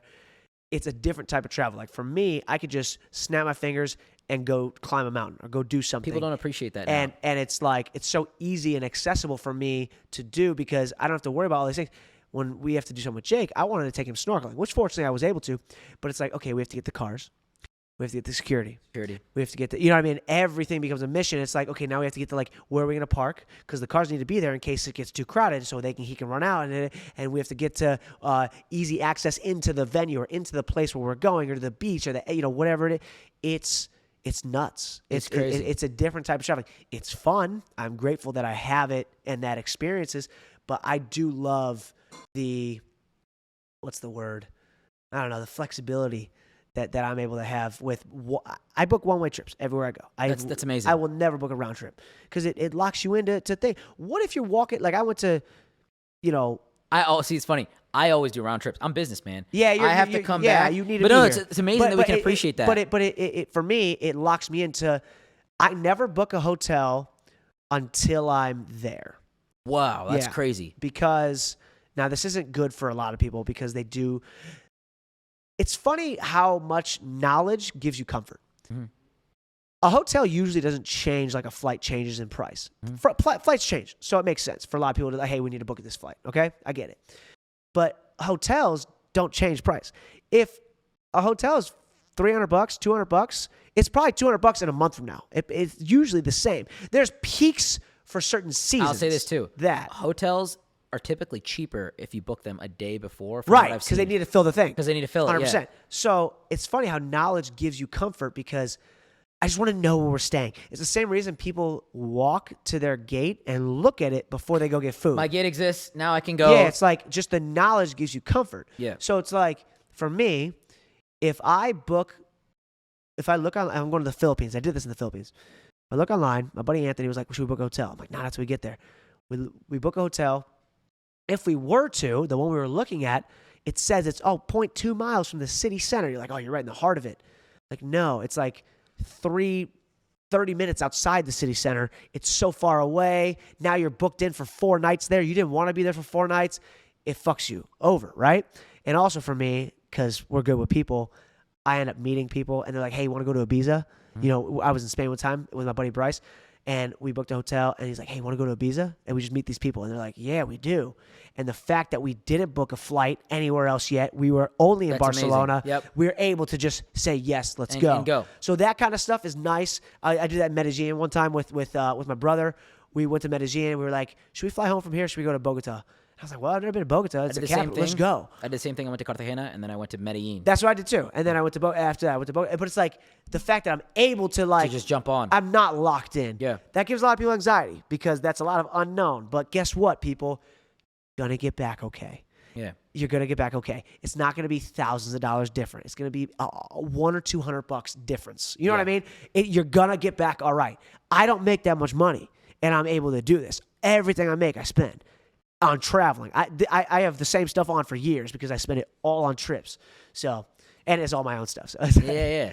Actually, do you mind if I talk about that for a second? Yeah, go I for it. want to tell you about it. Go for it. So somehow I own the trademark No Tomorrow in the entire United States, which is a common phrase, so it's cool that I own it. How do you trademark I it? trademarked the phrase No Tomorrow, yeah. And I own a company called Live No Tomorrow. And basically what I do is I do everything alone. It's all me. I have a little bit of apparel, merchandise that I sell, but really, that's the way I would monetize it, but really it's my way of telling people stories. So what makes you feel the most present? No, it's not no tomorrow, go jump off a building, kill yourself. Maybe it's jogging. I feel present, right? And being present doesn't mean you're not focused or preparing for your future. Being present means I know what I'm doing right now is going to help my future, right? Like I'm fully here. So maybe it's yoga, like we talked about with old Megan, right? Shout out to Megan. Yeah, Megan. Maybe There's some Megan listening There's to some this. Megan, yeah. She's like me. Yeah. She's a yoga teacher. She's like, I did this. We're gonna get a DM 5 years later if it wasn't for you. But you know, it's maybe jogging, maybe it's exercise, maybe it's I love art, maybe it's music. For me, it's skydiving, adventure, travel, whatever it is, whatever makes it business for you, whatever makes you feel very present, do it. And then my, Live No Tomorrow, my page, my company, I want to just tell those stories through media. Like, hey, this person, like I have a buddy named Tanner. He had a 9-to-5 in Seattle, and he just hated it. Books a trip to Florida one time, goes shark diving as an excursion. He quit his job. He stayed in Florida, canceled his flight home. It's crazy. He is now one of the videographers on Discovery Channel Shark Week. That's crazy. Right? He does shark excursions all over the world, the Maldives, Mexico, everywhere, right? Unbelievable. So I want to tell those kind of stories. You came from India. You started, your businesses. Now you're just talking to people, learning about their lives.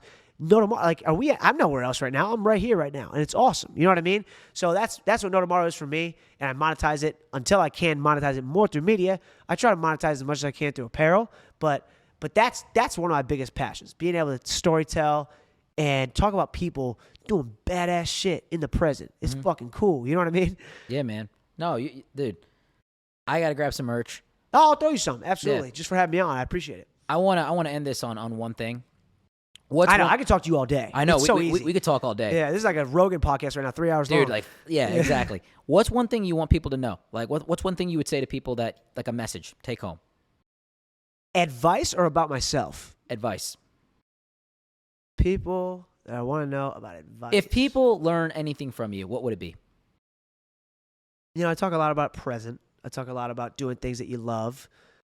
I think my main thing is a precursor to those, which is being less focused on outcomes. Your identity, we introduce everybody based on outcomes, and I don't like that. Hey, this is Johnni DiJulius. He wrestled Ohio State. He was a 3-time state champ. Outcome. Hey, how do we determine who's better, Michael Jordan or LeBron James? We use outcomes. 6 rings, whatever. I don't love when people's identity is caught up in an outcome, because I don't think that encompasses what it is. For me, I had this kid that I wrestled every day at practice. If he beat me, I'd be pissed. If I beat him, he'd be pissed, type thing. When he would beat me, I would take practice home with me. It was a part of my identity. It was Nate Tomasello. I would take practice home with me. It'd be like, fuck, he beat me today. Ah, man. Practice stays at practice. But what does come home with me? Did I risk? Well, guess what? I become a risk taker in real life. That becomes a part of my personality. When I was exhausted, did I try to shoot? Well, now I'm a tough motherfucker. Guess what goes home with me? I'm a tough motherfucker in real life too. You know what I mean? Like, those kind of things become a part of who I am. The result stays there, but it's easy for us to think the result goes home with me. If I beat this kid at practice 2-1, but I tried 0 moves and I just squeaked out a little win, we think the win comes home. I'm sick, but guess what really comes home with me? I'm not a risk taker. I don't put it on the line. I don't, get uncomfortable on purpose. Those things become a part of my personality. So for me, it's not the outcome that is who you are. It's not your identity. It's the steps leading up to the outcome. If you are somebody who's going to make $1 million, but you don't pay your employees well and you rip off a lot of customers, you're not a millionaire. That's not your outcome. That's not your identity. You're a scam artist. That's your identity, because that's the choices you made to become that outcome. If you're somebody who pays people well and you donate to charity and you're a good person, and you know what, your employee has no more time off, but they have a wedding they have to get to, and you say, yeah, you know what, go do it. I know that's important. And you're a good boss. guess what? You might be a millionaire, but that's not what I look at you as. I look at you as a good motherfucking person. So it's less about your outcomes and more about the choices you make leading up to those outcomes that really, speak a lot about who you are as a person. That's what I'd like people to know. I love that. I'll say this too. A lot of times people don't do what they want to do because they're I scared. struggle with not doing that. Well, they're scared because let's say, let's say I wanted to sing. I wanted to be a musician, for example. A lot of times people don't do it because they're scared of being rejected and not fulfilling that idea. So they're like, I could have done this. Oh yeah, I'm pretty good at music. I could be a musician if I wanted to. But once that dream gets rejected, they have to then carry it. And the possibility of I could do this is just much more satisfying. So I love what you said, man. I appreciate your time on here. Thank you for having me, man. Thank you for being here. Thank you for setting it up. Mr. Mike over there. That's my guy. Shout out Candy for this whole setup. I appreciate Yeah, Doug Price. That's the guy. Doug Price is the guy. Yeah, dude, he's huge. Yo, but I appreciate you being here. Thank you so much. And we're done. We're good. Cool, man. Okay, everything good?